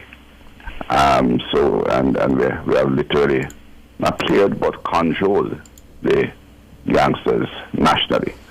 So what we have to do, we have to go into a build phase literally. So that's why the dividend of peace is really the build phase of those which have to be expanded across the vulnerable communities. And as the statistics are clear, we have in fact examined our communities almost biannually. I think the pair which does this to look at the socioeconomic conditions.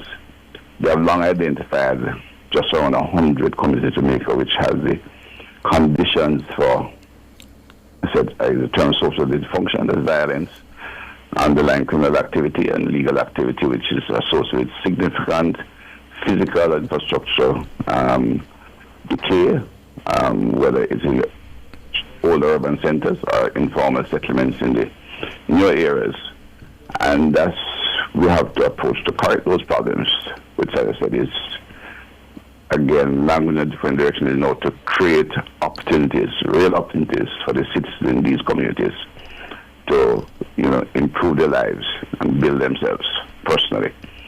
So you have to change the physical environment, which we did on the Zozo, would expand that in terms of the roadways, ring fence, and general development in the community. Housing, titling where necessary. So it's a rebuilding of the community, literally. I said, the development of the community, and then in that process, ensure the human side is attached. That is the opportunities for training, employment, micro-business development, and general, development for human resources. So the schools that are impacted. The proximity policing is brought in, so different kind of policing, so to speak, where you don't have all the, you have strong policing present, but it's integrated in the community approach. So we still need the numbers, we still need training of officers and their presence. And of course, where there is potential conflict, we would work with the Ministry of Justice and Restorative Justice. The impact is the Ministry of National Security has to lead the approach in disbursing the dividends, so to speak. And talk to us some more about that aspect. We have the program. Talk to us some more about that aspect, Minister. The human side of it, the people who are using violence to discipline, violence in terms of their conflicts and their interactions.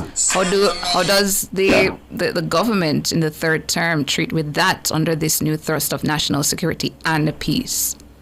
Well, and I did indicate earlier, we have established, but we did see this emerging, that we'll have to have programs that can be described as divisions of peace, because we did establish Citizen Business Group, Business Council, which is, as I indicated before, is the Prime Minister, I chair on behalf of the Prime Minister, the entire leadership of civil leadership of government, and non-civil. We have every Permanent Secretary, every head of critical agency, HART, SDC, the Jamaica Social Investment Fund, and of course President of JCF, JDF, and MOCA, all in the same quarterly basis. And the Financial Secretary, or representative of the Ministry of Finance. Out of that, we review the programs that will impact these communities. Of course, part of that issue is just looking at how we coordinate the agency in there, because the Ministry of National Security is not assuming responsibility for all the social activities. And what we do is to coordinate through the agency. We have within the ministry certain social workers we call case managers. Those are individuals who, when we identify professionals, when we identify individuals who are in extreme, so to speak, socially, we find the family and we usually find the students, because the easiest way to contact them, to find them. But we then find the family and work with the family to do it. But when we're going into an area which is in a state of peace, we try to mobilize the community so that you can, in fact, find some of those families even before you get into the extreme case from a school point of view. So the idea is to engage the community in a positive way, to introduce and to get them the benefits of the social safety net we have, because there's quite extensive activity, small it may seem sometimes in financial terms, but pretty transformative to those communities. So old people need not just care packages, but the social pension, which is a small amount of money, but is regular. Yes. And comes steadily. The individual who has dropped out of school and 2 or 3 CXCs need some skill training. Now, when we advertise them in the normal, even media space, whether social or printed or visual and audio visual, these individuals who don't access that kind of information, really, they don't look for it. So, the person who is mad will come out to be recruited. They have, one of the challenges these communities, people are unaware of lots of the things that they can access. So part of what we're doing is taking it to the community. So we can identify young men who will get training. There are other jobs in construction available. We don't have enough Jamaicans trained. And as well as some who are quite bright, but are depressed by the fact they don't have the financial to go to a college. We just let them access student loans. Sometimes there are small grants from different areas of government and from NGOs who will work with them, get them through the next level of education. Parenting, counseling, working through the community and schools, and all the other areas in government, as I said, provide opportunities for our humble people in vulnerable communities. It's really to see the approach could be discussed from another expression now used in the Ministry of National Security, frequently more policing, but this could be focused deterrence on a community rather than a criminal individual. Focused deterrence to ensure that community is restored to a level of healthy social health and opportunities provided for those who are in there to ensure they feel they have equity in our society. So for them, peace and good order is essential, because share in the equity of our society for that kind of characteristic, rather than looking to the criminal who goes out, commits violence, but brings in some dividends for them in terms of share monetary balance. But they suffer for it. So the price for it is high. We are bringing it to them as a right. That's how we're operating. Right. And the social violence report. Go ahead, Dr. Chang. No, I said it's an exciting mandate for both myself and the ministry staff to seek to drive this kind of activity in order to achieve a level of peace and public order. And the social violence report, Dr. Chang, that I assume will play a part in how you go forward now with the peace aspect of your portfolio. When will that be tabled in Parliament? Look, I continue operating, but it was while in a campaign and post-election, very basic stuff. I'm back in office formally today, post-election, and I can give you a report on that as early as later in the week. All right. But I have got my finger on the pulse. That to say it will be done the 10th or 12th. Okay. But that's data we collect, and we'll have it ready for the public. And now it's even more so as we have to monitor it and work closely with the agencies that are involved in maintaining this level, a better level of activity. We look forward to an update on that report. But thank you so much for coming on this morning, Dr. Chang, Minister of National Security and Peace. All right. Good All the best. All have right. a good day to all yourself and all the listeners. Right. You too, Dr. Chang. All right, we're going for a break, listeners. After this, we are turning our attention to education reform.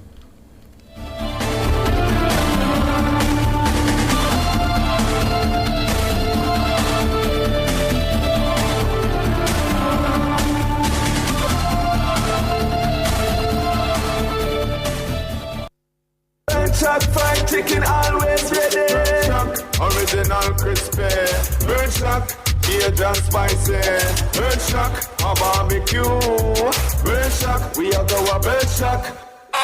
The time brought to you by Bird Chuck Fried Chicken in Montego Bay and Ocho Rios is...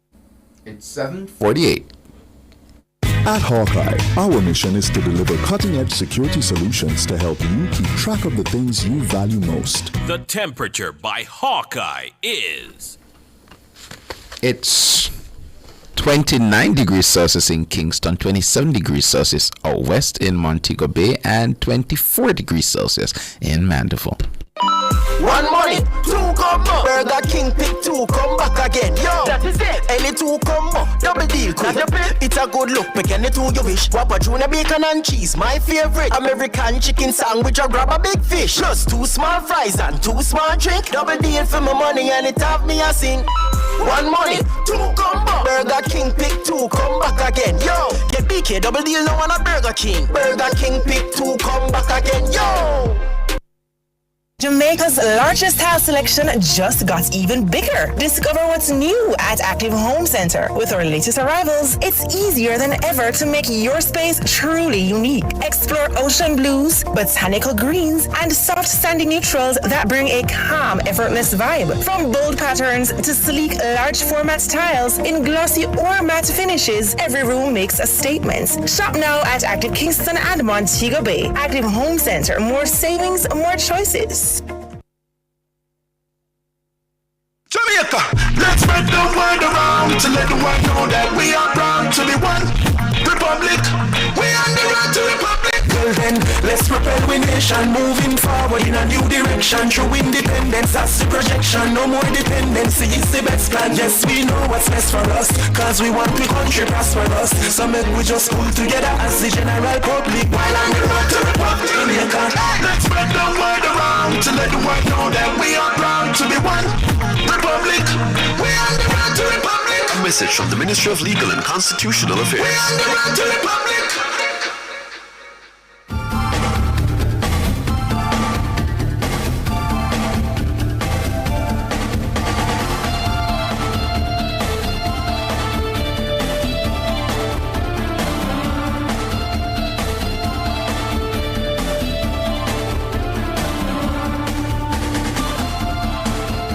We're back with you this morning. We're on the front page. The Caribbean Policy Research Institute, CAPRI, has launched its Education Scorecard 2025. This is in partnership with the Inter-American Dialogue, IAD, and the Postgraduate Center for Research and Intelligence. The scorecard is titled Assessing the Present, Guiding the Future.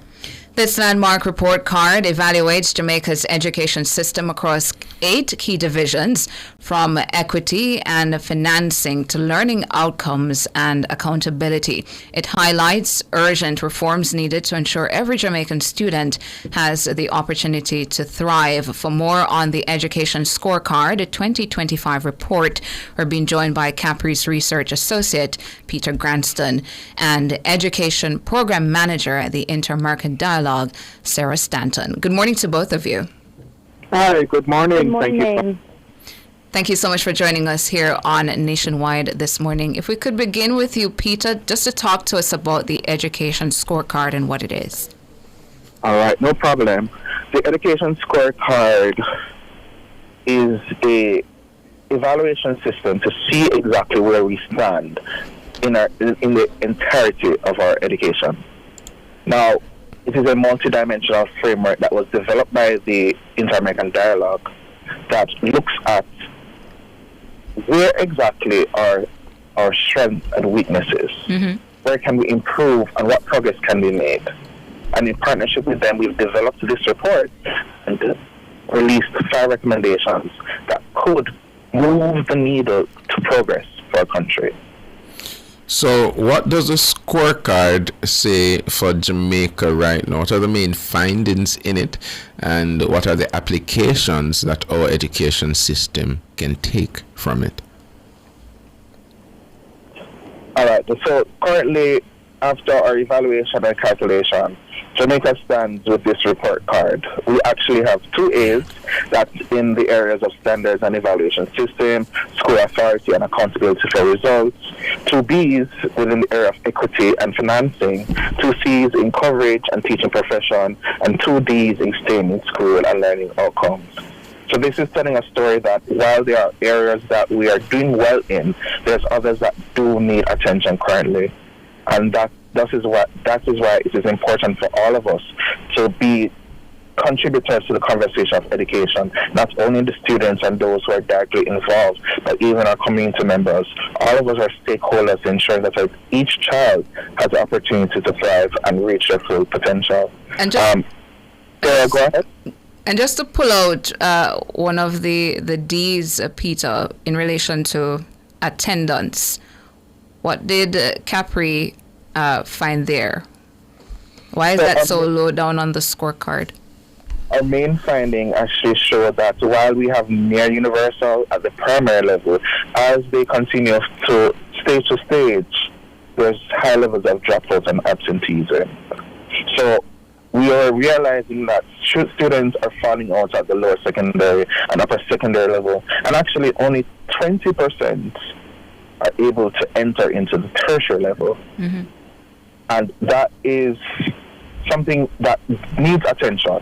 So one of the recommendations that we currently have is the early warning student support system that will highlight and warn us when students are at the verge of dropping out. But this is not only one for the Ministry of Education, but a multi-ministerial initiative to ensure that the relevant stakeholders, social workers, educators, the family are all involved, ensuring that these students remain in school, have the resources also to be able to achieve their potential and complete the entirety of their school education. But what were you finding why the attendance issue is so low down on the scorecard? What is leading to an issue with attendance for students? All right, so I'm going to hand over to Sarah because I've been taking up too much of the time. But Sarah, go ahead. Sarah, go ahead. Yeah, so I think this is a really good question, and I think I would think of it sort of holistically as not just attendance. Attendance is usually seen as a sort of precursor indicator to students losing interest or disengaging with the school system more broadly, and so it can often be accompanied by a decrease in grades and student performance and engagement. And so this is why one of the recommendations that we offer to address this issue is the development of an early warning dashboard. And this follows evidence-based research about how to identify students not after they've fallen out of the education system, but when they're really starting to struggle within the education system. It follows the ABCs. So the A is attendance, as we've mentioned. The B is behavior, so if students are acting out or performing or behaving badly in class. And the C is their classroom performance, their grades. And so I think the challenge is to identify at the classroom level these students who are most at risk of falling out when their attendance starts to flag, but also when we see, issues with behavior or with their grades. And then teachers and school leaders, principals, working directly with families to immediately address these challenges rather than waiting for the statistics to come out, as we see in this report, which shows us that attendance is lagging. But unfortunately, maybe at this point, by the time we see the statistics, those students have already left the school system, and it's much more difficult to reintegrate them now than it would be if we had an early warning system. Right. And in relation to at C on the scorecard, teacher profession, what were the findings in relation to that, and what are the recommendations?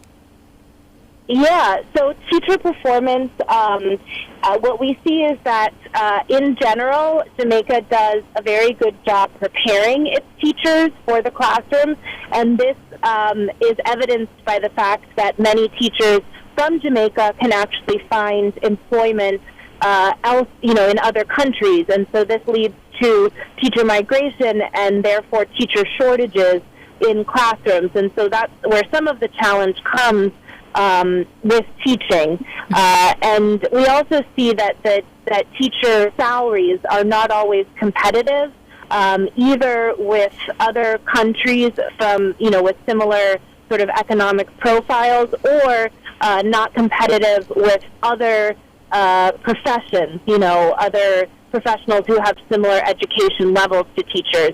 So one thing that we suggest to address this, and this is not just about improving teacher policies, but is about making sure that teachers are matched with student needs, and so the most effective teachers are reaching the students who have the greatest needs, is the development of an incentive-based scheme whereby teachers who, after their initial 3 years, who have proved themselves to be highly effective in the classroom, are offered incentives to teach in more vulnerable areas within the country, and this could be, this could be either rural schools, but it could also be urban schools that have overcrowding, or in specific subject areas where there's particular shortages. And this sort of incentivized monetary bonus has been shown to be effective in other countries, such as Chile, not just in motivating teachers to move to different schools, but actually when combined with the evaluation, to make sure that the teachers who are moving are the most effective ones, and that they are paired or placed in the schools where they can make the greatest difference. And that is really critical, not just to strengthening the teacher policy, but also addressing other issues such as equality, and closing some of those gaps that we see in other dimensions in the report. Quickly, before we go, because we're almost out of time, Sarah, what does it look like for Jamaica in terms of our comparison with our peers across the Caribbean region?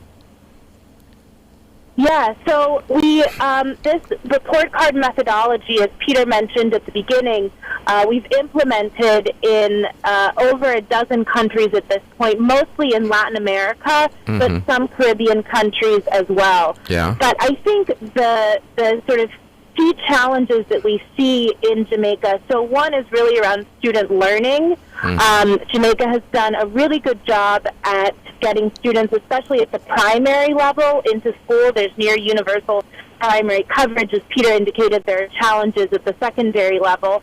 And so, but students are often spending a lot of time in school without always seeing that that time in school is translating into learning, into proficiency in core areas like reading and mathematics. And so that's a really important challenge. And another challenge is making sure that resources are used well. Jamaica has, for decades, committed over 5% of its GDP to funding education. This is in line with, global recommended benchmarks and indicators, and is a really important indicator of Jamaica's commitment to education. But that funding and the way that it's distributed does not always serve to make the greatest difference, to make sure that every dollar is put to the greatest use and goes the furthest in terms of securing the quality education for all students in Jamaica that I know that we all want to see. All right, I think we have to cut it there. Peter, giving you the last word. Go ahead. No problem. And to just add to what Sarah said, that with that, the weighted funding formula that is focused on creating an equitable solution, the final recommendation that we actually have is an educational achievement and equity dashboard. So the aim is to disaggregate data by region, gender, income, quintile, disability status, and school type, so that all Jamaicans can contribute to the conversation, see what is going on in our system, and say, hey, these are some areas that we believe need improvement, so that when it comes to building a better system for all, it's not only the government that is looking into it, that all of us as a nation is having an investment in our children's education. Thank you again, Nationwide, for having us today. We really do appreciate it. Thank you, Yes, thank you Peter very much. Granston, Capri Research Associate, and Sarah Stanton, Education Program Manager at the Inter-American Dialogue. Thank you both for joining us this morning. Listeners, we're going for a break, and after this, we'll have Across Jamaica. Front Page was brought to you today by ABC Electrical Sales. For a better choice in the electrical business. When you want the food shell and make the rice well, just give me Kende. Well, it's all K-E-N-D-E-A. Give me Kende. Another quality product from the Carimed Group. Just give me Kende. The time by Kendall Foods. The taste of quality is 3 minutes after 8. Success, powered by learning. The temperature, brought to you by Sandals Corporate University. Come grow with us is 29 degrees Celsius in capital city Kingston, 27 out west in Montego Bay, and in Mandeville, 24 degrees Celsius. From the mountainside to seaside, countryside to townside, inside and outside, it's Across Jamaica this morning.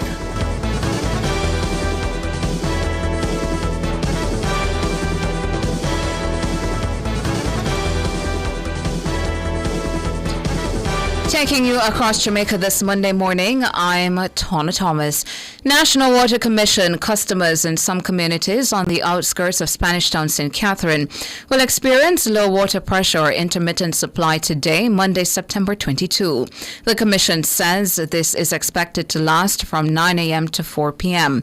This is to facilitate emergency leak repairs on the Job Lane Sunnyside pipeline network. The areas to be affected include Spanish Town proper, Westmore, Hampton Green, Lakemore Gardens, Newton Avenue, Brunswick Avenue, Job Lane, Sunnyside, Water Meadows, Heartlands, Old Harbour Road and surrounding areas, Salt Pond Housing Scheme and Dumbeholden Housing Scheme. Customers are encouraged to store water for use while the repairs are being carried out. The Jamaica Cultural Development Commission, JCDC, is celebrating the 106th anniversary of the birth of late cultural icon Louise Bennett Coverley. The slew of parish-based activities began on September 19 at the St. Anne Parish Library with a Miss Lou Dub Poetry Competition concert titled or styled Look at This, Miss Lou Turned 106. It continues today, September 22, with an award ceremony for an online competition at Clarendon Parish Library. Also on Monday, Montego Bay High School in St. James will host a Miss Lou Ring-Ding style concert for students and residents of surrounding communities. Then on Thursday, the 25th, the St. Mary Parish Library in Port Maria will host another Miss Lou Ring-Ding style tribute and exhibition, and the Hanover Parish Library will stage a lunch hour concert. And on Thursday, September 25, the Trelawney Parish Library in Falmouth will host a Miss Lou We Love You tribute. Bennett Coverley, affectionately called Miss Lou, was born on September 7, 1919. Rosal Developments, in collaboration with the St. James Municipal Corporation, collected more than 100 bags of plastic bottles in Saturday's International Coastal Cleanup Day. Under the initiative, coastal areas connected to the Cinnamon Hill Golf Course were targeted. The cleanup activities extended its reach beyond the coastlines to the Zion Roadway in Rosal. A total of 117 garbage bags filled with plastic bottles were loaded onto a recycling truck, along with 22 additional bags containing various other waste materials. In addition, a double skip truck was filled with bulkier items such as a toilet and a mattress. Meanwhile, Mayor of Montego Bay, Councillor Richard Vernon, pointed out that 50% of residents live within 5 miles of the coastal area.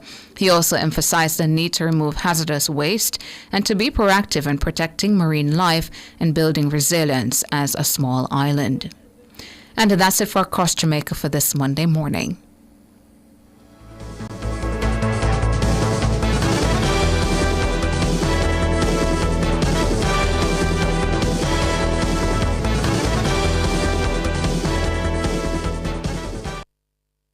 Have you ever been to a store and felt right at home?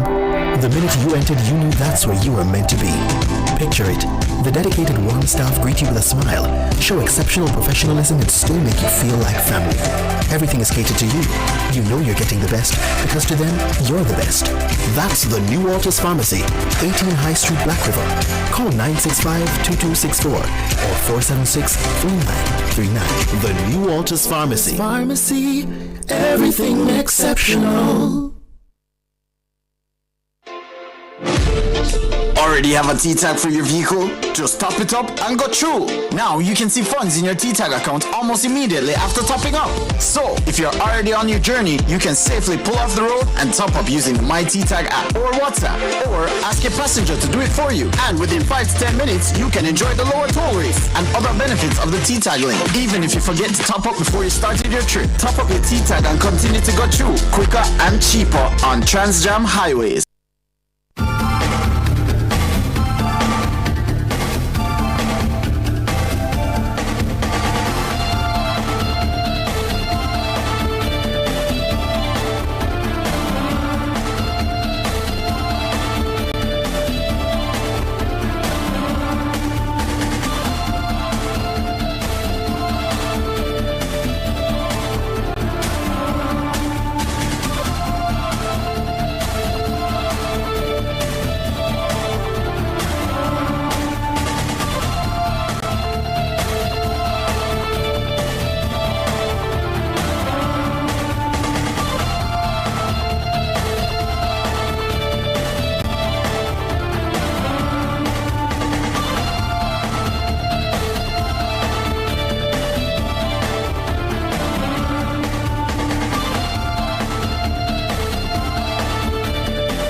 Back with It's Nationwide this morning. So we began, so shall we end. I think they're trying to get Wayne Walker to tell us about his first-hand experience over there in Tokyo. You know, Tana, I envy Wayne, but here I am. I think we're still trying to get Wayne. But I want to ask Wayne about what he ate. Yeah, definitely. Listen, how was the food? I have to spend some time in Japan in my life. I quite like Japan.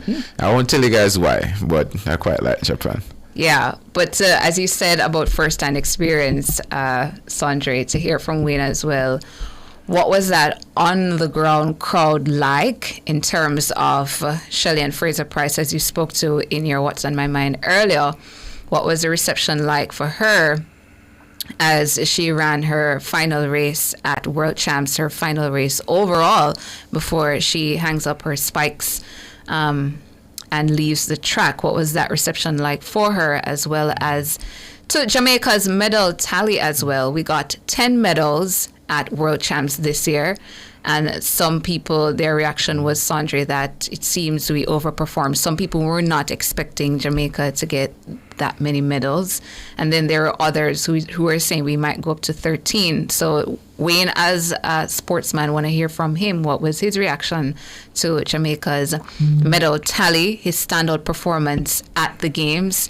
There are a number of standout performances for me, not just for Jamaica, but some other countries, including that 4x4 with the athletes from Botswana, who right down on the line there, the Botswanan clinched it away from the USA athlete. And now they're about to have a public holiday over there in Botswana, the first time an African nation is winning that race 4x4. So Wayne is now on the line. Yeah, but hello to you. Before we go to Wayne, Tana, we're appealing to the governance and political representatives of Jamaica land we love to consider,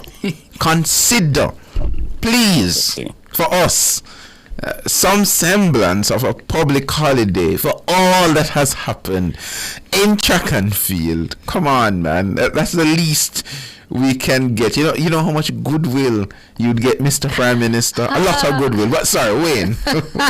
Wayne. Good night. Yeah, good evening. Good night, guys. How are you doing?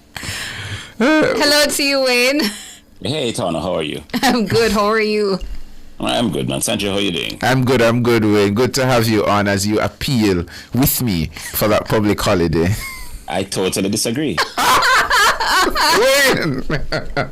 I totally disagree. Tell us why, Wayne. Tell us why. Because I think a lot of people will hit in their bets on that 1998 famous announcement by the Honorable Prime Minister, then PJ Patterson, to Jamaica's qualification to France 1998. I can understand that unprecedented and stratospheric sort of achievement. For something like that, I could understand. But how do you explain when they go to Beijing for the next World Championship and win 4 gold medals in a total of 11? You have another one, you have another public holiday, then you have and besides, we're capable of doing this every championships. The public holiday, which was announced by the then Honorable Prime Minister, it at the time appeared, and probably still do, like a once in a lifetime. It will never happen again sort of a situation, even though we're on the verge of replicating that performance now. But you get the point. You know, I hear you, but I am with those who are advocating for the holiday. I'm sorry. I'm holding strong on this one. It's funny. It's a public holiday in Japan in another 2 or so hours. Tomorrow it's a public holiday Tuesday because it's Monday night now. So yeah, it's a public holiday. It had nothing to do with your performance. So what was it like on the ground, Wayne, when Shelley and Fraser Price handed off that baton and then we got that silver and we now knew it was her last race at the World Championships? Well, knew before, but the realization, sometimes you know things are going to happen, but the realization gives a different sort of a take. Yeah. When she handed up, and I tell you this, just about an hour or so before the race, the plan was for Shelley-Ann to anchor the team. And that would have been so brilliant to see her last hurrah for Jamaica was her bringing the team home to whatever medal, preferably, of course, a gold. And then Sharika, when she ran in the 200 meters, the nationwide analysts, nobody else noticed it, because on the night they asked me to ask her. Leighton Levy was the one who said, Wayne, in that 200 meters final, I noticed Shericka Jackson's cadence change after about 150 meters. And when you have a change, a shifting of cadence, it means that you either feel something in your quad or your hamstring or somewhere, and you sort of, change the way you push. And it happened to her last year, and, it cost her a place in the team at the Olympic Games. And so, before the relay, Shericka Jackson apparently was trying to push to get into the relay, and then eventually they found out that she couldn't, and they asked Shelley if she could do the team a favor by leading off. First time ever she's leading off for the national team. And she said, okay, I'll do it, no problem. And that is how she ended up on the opening leg. And it was just brilliant to see the other 3 young ladies, sort of come together. And we could have gotten gold had the baton change on the third and penultimate changeover was a lot smoother. If that had been smoother, what Janelle Smith did on anchor to run Shakira Richardson down, we could really, really have an interesting final 50 or so meters of that race. But the silver is good. I mean, you're the second best in the world, and Shelley-Ann, has gone out, maybe not the way she wanted, but her international career started here in Japan in 2007 in Osaka with a silver, and she ended on Sunday night with a silver. In Japan. Full circle moment indeed. What was it like for the other races? Of course, we know the gold and silver in the 100 meters. We know the 4x4. I could go on and on. What was the energy like from the Jamaican patrons there? So the Sandaga train station is closest to the Japan National Stadium, and so every night I mean, the competition over like at 10:30, 10:45 nightly. And then so when you get to the Sandegea Stadium station, a lot of people rush to that station in the night. You'll find the Jamaicans out there, we can't go away. Pat cover, and and then something, a party out of the people in place. And so every night they have a party out there. On Sunday night, the final night, the party started before the competition, Wow. and then it continued after. So it was because you have Jamaican tour companies who plan trips, and take up, different numbers of people here. So you have a real good representation of Jamaicans in the stadium on a nightly basis, and they really bring the, Jamaicans are, they bring the vibe. I mean, Busy Signal serenaded Shelley and Fraser Price, I think, early in the piece. I think they said Romain was in Osaka and was trying to get over into Tokyo. So yeah, it was a big thing around, and of course the individual sponsors were here. Sherika, she brought Scotia with her, Shelley brought Grace, and so on and so forth and whatnot. So it was really a party atmosphere in the midst of serious competition, really. What about the medal tally, Wayne? Above expectations, right on the mark? Depending on who you talk to, and if you follow the shift and movements leading in, meaning you have people dropping out. I mean, Rochelle Clayton would have been a good bet for at least a bronze medal in the 400 hurdles. In fact, she could probably have gone on to get a silver. The boys 4x1. Right. The men's 4x1 to me was the biggest disappointment, and let me tell you why. Remember, like 3 weeks before the World Championship, Jamaica had not yet attained the qualifying standard, yeah? And so they were traversing Europe and elsewhere trying to get that qualifying standard. And eventually, they got it in London at the Diamond League with Kishane anchoring the team. Now, having worked so hard to attain that qualifying standards, to come and just sort of throw it away like that, it was a bit disappointing. But then it's one of the vagaries of a relay. You're gonna have this good chance that the baton is gonna drop. Yeah, and it did for Jamaica, unfortunately, on that night. So it's not a blame game, but having worked so hard to get there, the sort of, ended it like on a whimper was a little disappointing. Not the fact that it fell, but the whole, journey that led up to getting there. Yeah. Then just, it was kind of disappointing that sort of way. Mm-hmm.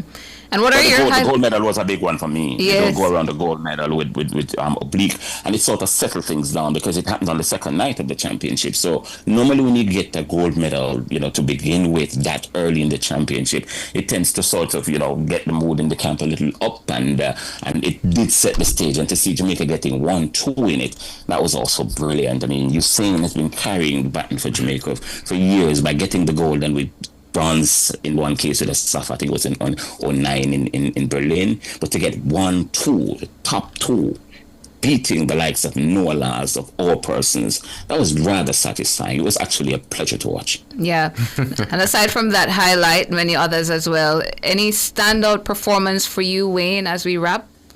Yeah, Rasheen, like your number one highlight? Yeah, Rasheen for sure, man. Rasheen, he didn't win a medal. He was just like 0.8 seconds outside of getting on the podium for the men's 400 meters. You all know what surrounded the whole Rashid McDonald at the national championship. He needed to attain a 44.885 seconds qualifying standards. He became national championship, won it in 44.89, and he was traveling around the world trying to get the qualifying standards. Didn't get it in the end. He got through on the quota system that the World Athletics have. And, he was taken through the mails for the whole season by Jamaicans who thought that he was careless in not attaining this qualifying time at the national championship. And to see that boy ran 44.03 seconds, the second fastest time he has ever gone, and it came 20 years, well, not 20, 10 years after he ran the national record, and to battle so hard down the stretch in that 400 meter final, it was a performance that everybody was talking about, despite it not being a medal-winning performance. It was just really, really nice to see. Well, we are indeed proud of all our athletes who show out and raise the Jamaican flag very high when they go out on the track or in the field. And of course, Wayne, we thank you so much. Your coverage was fantastic over there in Tokyo. We'll talk about the food at another time, though. All righty, Wayne. Another problem. All right. No problem, Sanjay. Thanks, guys. Wayne Walker, Yes. NNN's sports editor over there in Japan. Well, we're going for a break. We're going to leave Japan, head back to Jamaica, and then we'll have more for you.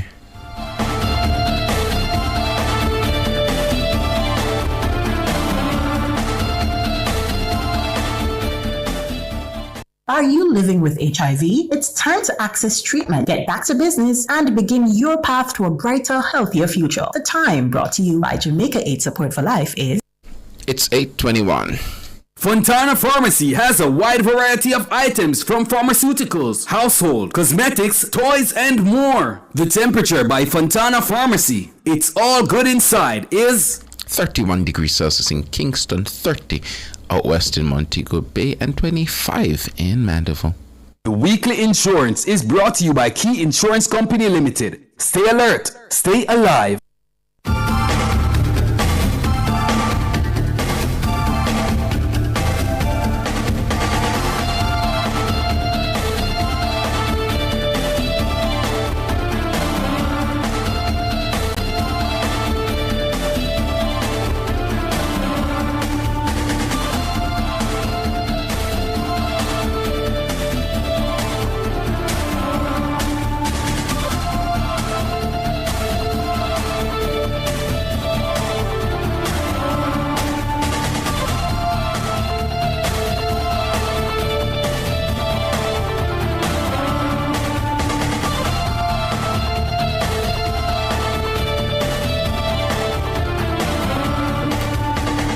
Despite recent improvements, road traffic crashes remain a national crisis in Jamaica, with 364 deaths in 2024, and high-risk groups including pedestrians, motorcyclists, and young male drivers. Key Insurance is launching a dedicated month-long road safety campaign to raise awareness, promote safe behaviors, and connect road safety to affordable insurance solutions. I'm joined by Operations Manager of Key Insurance Company Limited, Andrew Dunkley. Good morning, Andrew. Good morning. Thank you for having me. Indeed. I want to ask you, probably since I'm an at-risk I'm a part of the at-risk groups, a young male driver. How does this road safety campaign reflect Key Insurance's broader mission and values for your community?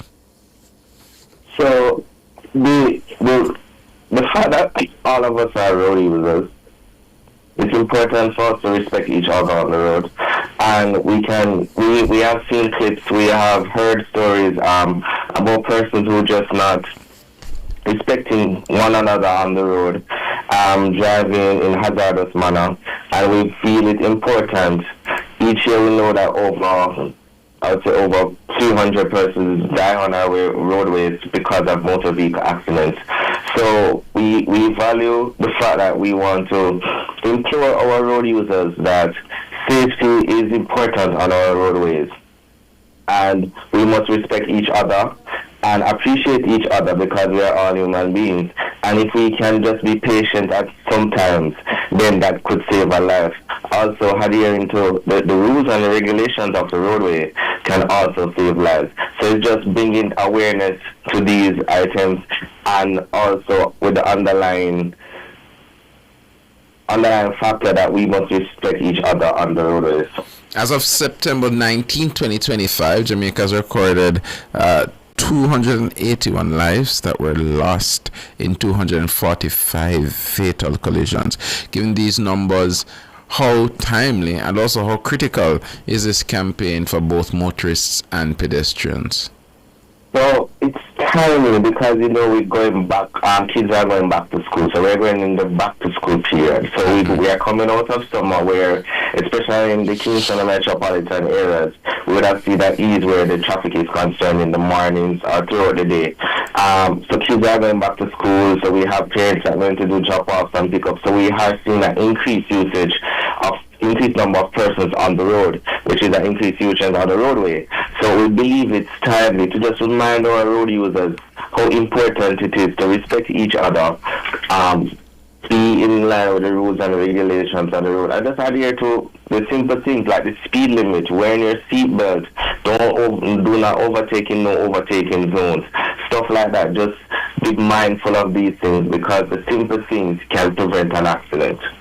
So, as it relates to your insurance, what impact does safe driving have on your premiums, your claims, and the overall affordability of your insurance. And I'm probably asking for myself because I'm in an at-risk group.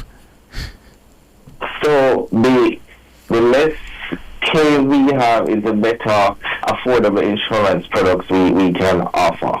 So I'll give you a quick example.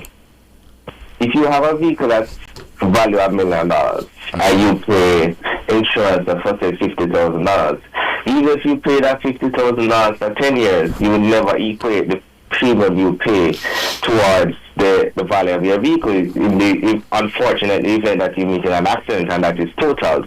So the concept of insurance is the contribution of many to satisfy the need of one. So if we have less person having a need to be satisfied, if we have less person that we have to pay out for, then the pool, as the term suggests, would benefit because it's less strain on the pool, and then we can offer more benefits for lower premiums. Beyond providing coverage, what resources or advice does Key Insurance offer to help motorists stay safe on the roads? So, advice is stay within the rules and regulations of the road, obey the speed limit, do not overtake in non-overtaking zones, respect each other. Too often, I know you say you're a motorist, too often, sometimes persons are coming out of a minor road to a major road, and we're hell-bent that we're not letting them out. But if each one let out one, then you find that the traffic will flow seamlessly. Another thing is we're trying to toe-to-toe with, I would call them public passenger persons who are sometimes unlawful, when we're not realizing that we are putting our own assets at risk. So just be mindful of what we do on the road, respect each other. I can't emphasize respect enough, and just obey the rules and regulations of the roadways. So what's your final message, your key message that you'd like to leave with Jamaicans or listeners that are listening right now about their role in protecting their lives on the roads?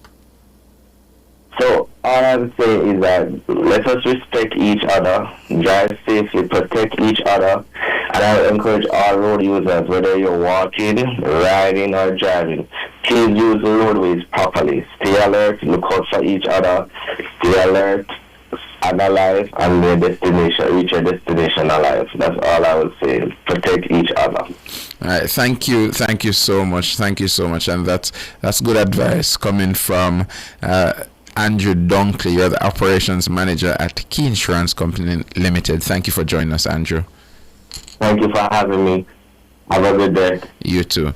All right, that's it from Key Insurance saying stay alert, stay alive. September is their focus on road safety, and that is very important. And of course, you guys know I'm passionate about this whole aspect of road safety. I've talked about it many times in my WAMs, and I want to see us having a safer, better, safer road and road network, so that we can ensure that lives aren't lost on our roadways. And then after this, we're going to turn to the Island Traffic Authority, the ITA corner. So we're going for a break. We'll be right back with you.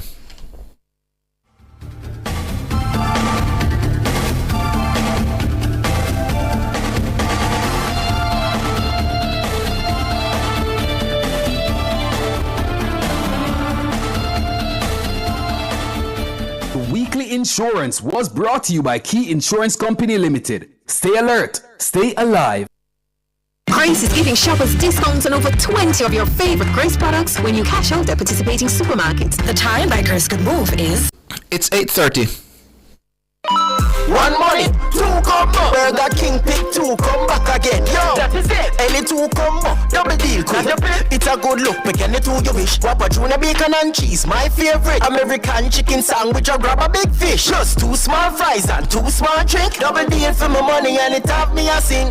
One money, two combo. Burger King pick two, come back again. Yo, get BK, double deal now on a Burger King. Burger King pick two, come back again. Yo.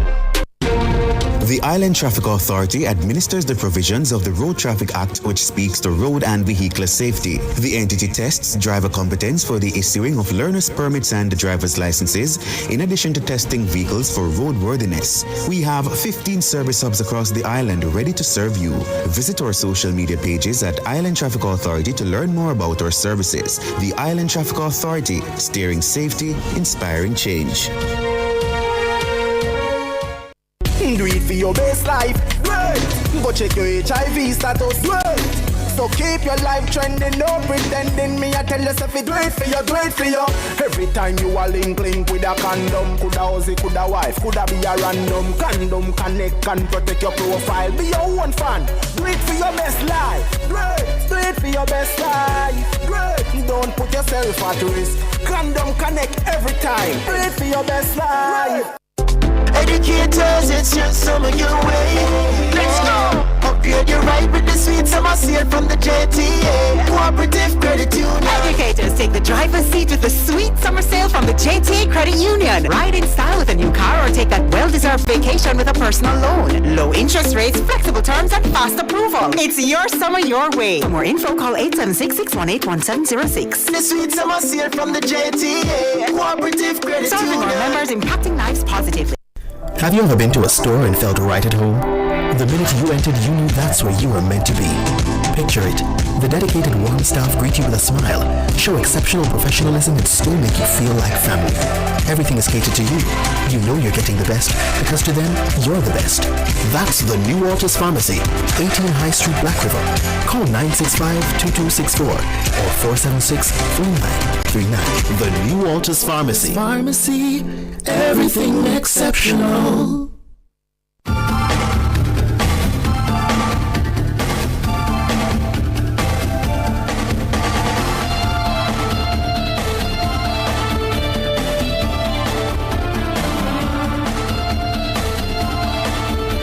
We're still on the roadways as we turn our attention to the ITA corner. That's with the Island Traffic Authority.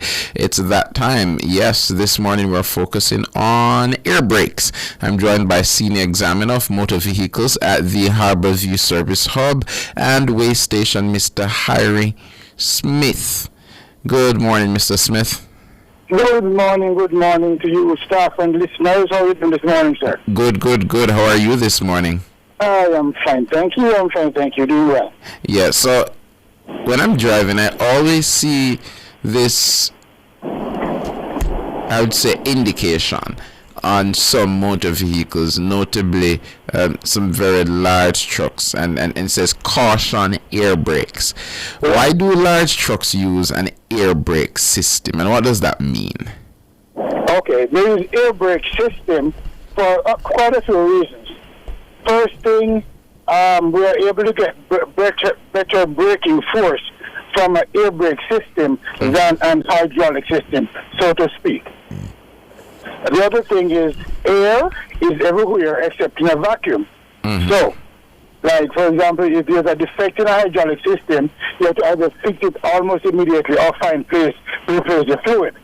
With the air brake system, when the braking system uses the air, the system is replenished, well, almost immediately by a compressor that are fixed to the vehicle to do just that.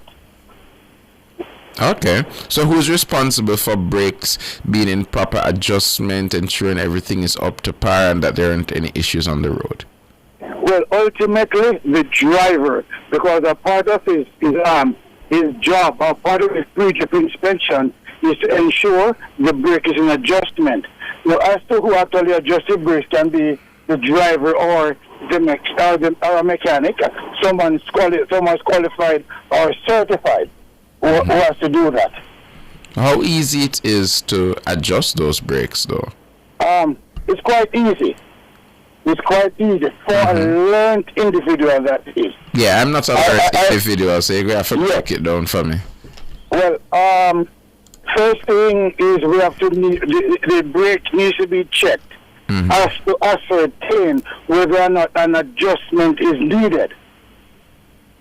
So there's what's called a part of the braking system, and in Jamaica we call it a maxi, but it's actually a brake chamber there's a part of it that's called a push rod. We call it maxi rod. And the distance it travels out the brake chamber determines the adjustment of the brake. Ah, that's interesting. Now what happens is this: the air brake system, it is so designed and constructed that what's called force multiplicity. So you could use just one toe on the brake pedal and you get just as much braking as if you use your entire foot. So it doesn't take too much strength from a driver because the system is so designed. There's what's called force multiplication. So the little force you make from the pedal of your foot to what gets to the wheel is multiplied throughout the system. So how often should these brakes be adjusted? Well, they should be adjusted. You're breaking up there, Sir Smith. Well, they should be adjusted as often as they go out of adjustment. Going out of adjustment can be as a result of worn parts. And most times what happens is this, is when the brake adjustment is being checked, most times the vehicle is cold and the brake drum is also cold. After driving, for a while and making brake applications, the drum gets hot, it expands, so it takes more of the braking system for the brakes to be effective. But there are some portion of the braking system that's adjusted manually, and the other portion, there are some now on the new vehicles that adjusted automatically. So the driver don't really have to make the adjustment, but he has to check the adjustment. Ah, I see. So the driver has to check. He has to check. That should be done daily. So is it the case then that the ITA checks these vehicles, particularly those large vehicles on the road, that's a caution air brake, so I don't have to worry when I see a truck because I'm not sure, is that something that's routinely done by the ITA? Right, that's correct. Now, that caution air brake that you see, what it actually means is this. Caution. This vehicle is equipped with an air brake system. Now, what will happen is this. Is should there be a major defect like a blown airline, this vehicle can come to a stop in any 15 seconds without the brake light coming on. Oh. So that's what the caution means. So it's not caution air brakes, it's caution. This vehicle is equipped with air brake system means stay good enough distance back because this vehicle can come to a stop without you seeing any form of warning. That's what it actually means. Oh wow. Okay, that's interesting. So before we go, Harry, what word do you want to leave with the listeners who are listening to you, who are intrigued by this conversation and they want to hear from you? What words do you leave with them? Okay. This doesn't happen too often, but when it happens, it's disastrous. If you're traveling behind one of the large trucks or the trailers that equip the air brakes, you will see these two things on the rear axle that looks like a cylinder to you, a small cylinder. If it's pointed directly towards you, move from behind that vehicle because chances are, should there be a defect on the part of the ring that keeps that together, and that system become dislodged, there's a part of the brake chamber that can come towards your vehicle and it can go right through your vehicle. It's that powerful. So when you see the air brake vehicles that you're seeing these two brake chambers at the rear pointed towards you, try not to be too close to those vehicles. When saying so, those brake chambers will point either pointed to the ground or under the bottom of the vehicle should that defect happen.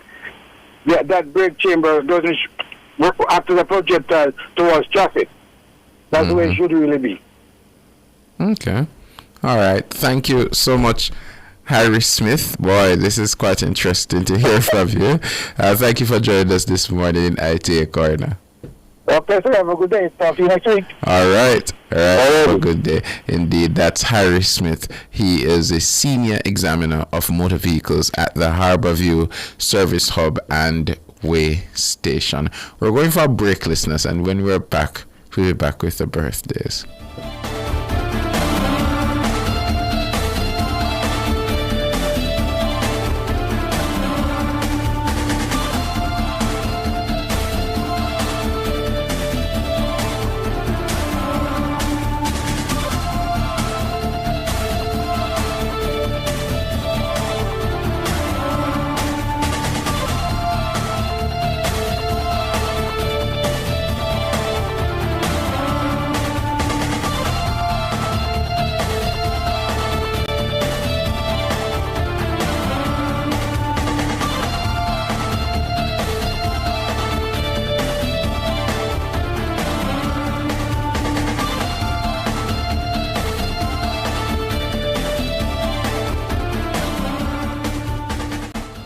You're listening to Nationwide 90 FM. The time is... It's 8:42. The Birthday Club is brought to you by Burger King. Order the new cheesy fries from Burger King and load it your way with bacon, jalapenos, crispy onions, or extra cheese. Limited time only. Whoa, yeah.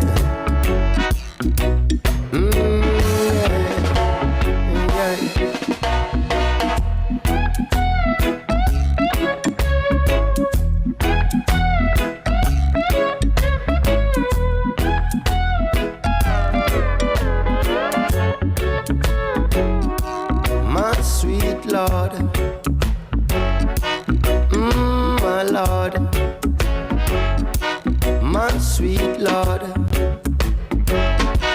I really wanna see you, I really wanna see you, I really wanna see you, Lord, but it takes so long, my Lord, my sweet Lord. Oh, my Lord, my sweet Lord, I really wanna know you, I really wanna go with you, I really wanna show you, Lord, that it won't take long, my Lord, my sweet Lord, oh, my Lord, my sweet Lord, I really wanna see you, I really wanna see you, I really wanna see you, I really wanna see you, but it takes so long, my Lord, my sweet Lord, oh, my Lord, my sweet Lord, I really wanna know you, I really wanna go with you, I really wanna show you. I'm not getting into that quiz conversation, but it's birthday time. It's birthday time, and Sandra, when are you playing? I am seeing here from Annie Smith. Happy birthday to the beautiful Elaine, who celebrated her birthday on Saturday. And Tisan Chin, who celebrated her birthday yesterday. And I'm still in yesterday, which is 21st of September. September is really and truly just the best month. We're 7 days away from the 28th, of course. But on the 21st, the now former DPP of Jamaica, the indomitable Paula Llewellyn, celebrated her birthday. Of course, I'm not shocked. She's born in September, but Paula Llewellyn, wherever you are, a very special happy birthday to you. And if you've ever spoken to her, you understand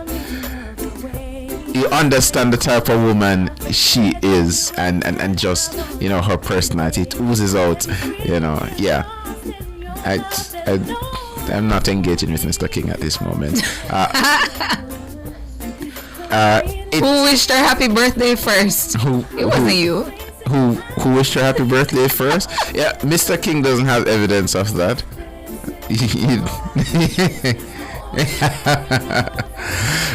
Yeah, I'm seeing. Do I have any other birthdays? Listen, I like spending all the time in September for these birthdays. We have any in the chat, Tana? I haven't even checked. Betty Patterson, happy birthday to you.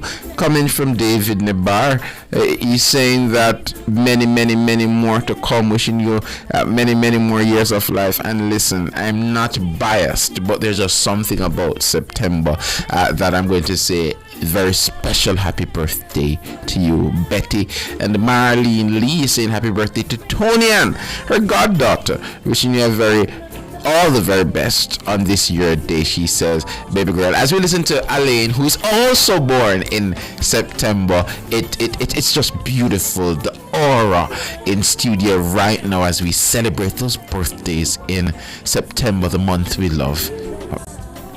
Who else is celebrating their birthday today, September 22?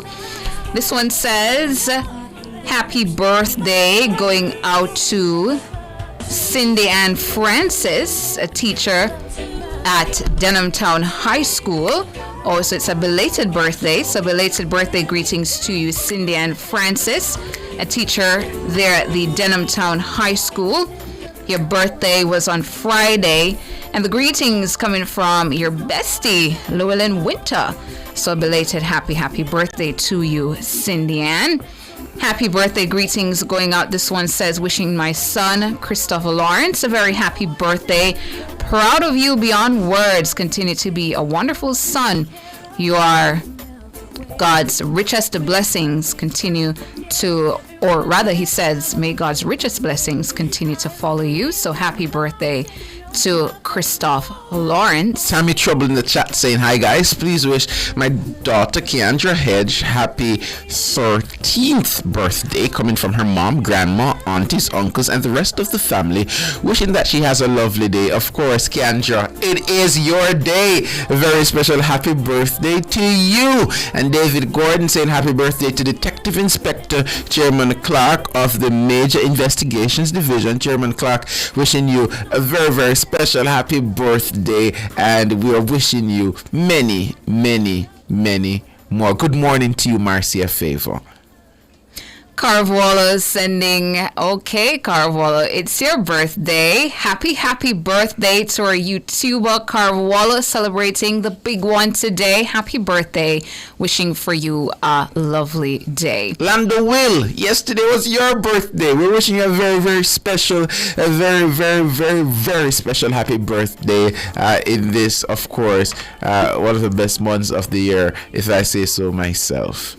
Happy birthday. Sharon Kong sending happy birthday to her mom, Miss Dolly. It's your birthday today, Miss Dolly. 92 years old today. So yes, this is a very special birthday going out to Miss Dolly from your daughter, Sharon Kong. SH, I'm seeing that you celebrated on Friday. I'm sending your belated greetings. Well, your son celebrated on Friday, pardon. Sending belated greetings to your son, SH. You're saying you love him to the moon and back, and I'm sending those greetings right over there. Glenn saying happy birthday as well to son Raheem, who celebrated his 20th birthday on the 20th of September. Enjoy your football over there in Germany. Yes, Raheem, big up yourself. And of course, it's always good to celebrate your birthday in September. Just happy birthday to you. Did you see this one from T-Mac? No, I haven't gotten to that one just yet. T-Mac sending belated birthday wishes to sister Herma McLeod Richards. Celebrated her big day yesterday. So belated birthday greetings to your Herma. And T-Mac says, and to my brother Mackie McLeod, have a wonderful day today. Wishing him good health and strength. So happy birthday. Greetings to you, Mackie McLeod. Marlene Grant wishing her daughter Nisha Grant happy birthday. Well, happy belated birthday. It was yesterday on the 21st, but regardless, a special day for a special person. Very happy birthday to you, Nisha Grant. Going over to Facebook, Tana, we have a number over there. Tomorrow, Bogle, it's your birthday. Very happy birthday to you. Nikisha Steele, happy birthday to you. Change Phoenix, happy birthday to you. Nicola Brown, a very special happy birthday to you over there on Facebook or Facebook Friends. It's a special day, of course, 22nd of September. Thaisa Elliott, very happy birthday to you. Romaine Edwards, it's your birthday. Happy birthday to you.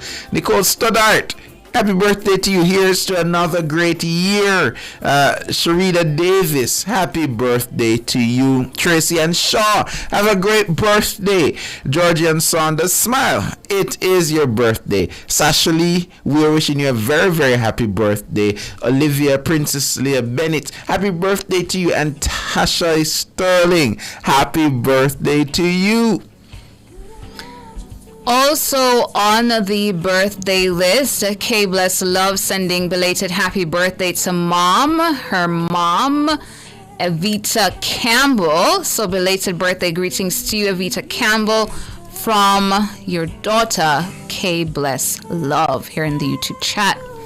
And Jordan Seaton, I see you're saying please wish your dear friend Tashana Waddle wonderful happy birthday today. Lots of love. I dare say that name looks familiar. My dear friend Tashana Waddle, I'm wishing you a very, very happy birthday, my friend. Jordan is sending happy birthday greetings to you as well, and we're wishing you many, many, many more years. Well, you're born in September, so of course a very special happy birthday to you, Tashana. Also on the birthday list this morning, a very, very special lady is celebrating her birthday, a VVIB. Very, very important birthday here. Happy birthday greetings going out to Carlene Serju. Oh, it's belated birthday greetings. So belated happy birthday greetings going out to Carlene Serju. Happy birthday to you from your daughters Lynette, Marsha Gay, and your grandkids Giovanni, Muna Rozana, and Mia Ray. Belated happy birthday to you, Carlene. Hope it was a special one for you on your special day.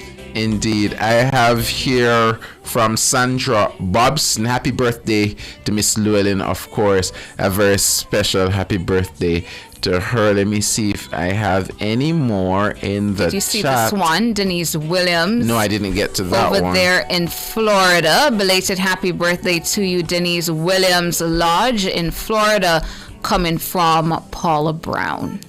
I have Tamara Bogle. We did tell her happy birthday, but we have a special happy birthday for Tamara Bogle, aka Tammy, VVIB. It is coming from your mom, Mary, your husband, Nick, your children, Naheem, Nathaniel, and Thalia, and all the family and friends. Tamara Bogle, it is your birthday. It is a September to remember, and we are wishing you a very, very, very special happy birthday. Charmaine Walker sending belated happy birthday greetings to her mom, Gloria Elaine. She turned 93 years old on September 16. So, Miss Gloria, belated happy birthday to you, coming from your daughter, Charmaine Walker. Valerie McKenzie sending belated birthday greetings to her daughter, who celebrated her birthday yesterday. So, Valerie McKenzie's daughter, belated happy birthday to you, coming from your mom, Valerie McKenzie. Well, Tono, that's all the time we have for. Those are all the birthdays now? Yeah, I think I've gotten all of them. But of course, Mr. King is going to play a little bit more of the Alain before we come back and wrap. So, what's that? I know. I said a little bit more of the Alain. I know you're playing both of them, Tessan and Alain. I didn't want to really say that, but since as you want me to tell them what I'm telling you to play, okay, I'll tell them as it is. All right, we're going for a break. We'll be back to wrap.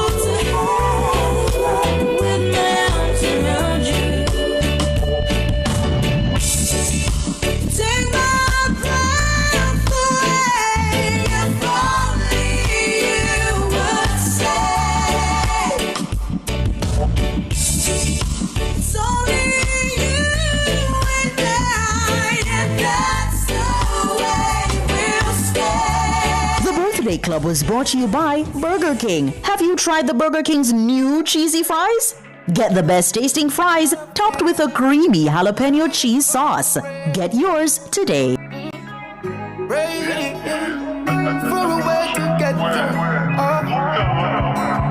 All I wanna do, all I wanna do, yeah. All I wanna do is live a little, breathe a little, and go and enjoy life. Cause every move to make a mickle, no matter what you trickle, cause things so alright. All I wanna do is live a little, breathe a little, and go and enjoy life. Cause every move to make a mickle, no matter what you trickle, cause things so alright. It's the pleasures and pressures of life we look down to, so try your best to make time for joy when the sorrows and pain of life sets on you. We both know that there is no choice, cause every lesson is a blessing. No stressing or guessing, life is for the living, we know. We just live it to the fullest and let the good times flow. Cause all I wanna do is live a little, breathe a little, and go and enjoy life. Cause every move could make a mickle, no matter what you trickle, cause things so alright. All I wanna do is live a little, breathe a little, and go and enjoy life. Cause every move could make a mickle. And I rap, Alric, it's your birthday. Alric down there in Southeast St. Elizabeth, avid listener of NNN. Yes. Calls our programs almost every day. Most of you who listen to NNN are very familiar with Alric. It's his birthday today. Indeed. So, Alric, happy birthday to you. Wishing for you a wonderful day from the team here at Nationwide. Indeed. Happy birthday to you, Alric. September, I tell you. Yeah, we shook our heads in unison, Jeremy. Yes, September is just that month for you to live a little, you know. Yeah. If you don't know this one, that one was by Diani. You know, you should know that. You should know that, right? Right, Tana? Yes. Well, that's about it for the show. Thank you so much for tuning in to Nationwide this morning. NTM, thanks so much to our technical operator and the musical maestro, Jermaine King, our super producer, Michelle McCrae Smith, and our super editor in the newsroom, Kimone Thompson. Up next, the Consumer Hour with Norgay Banton, and at 10, Cliff Views Online with George. And sometime during Cliff Views Online, the quiz. Yeah. So look out for that. The quiz. Yeah, the quiz. I'm Tana Thomas. I'm Sandra Roden. Good morning. You just heard Nationwide this morning on Nationwide 90 FM. Just to take my day off, because life it can be amazing if it just pass here, man. Live a little, breathe a little, and go and enjoy life. Fearless and fair. Nationwide 90 FM.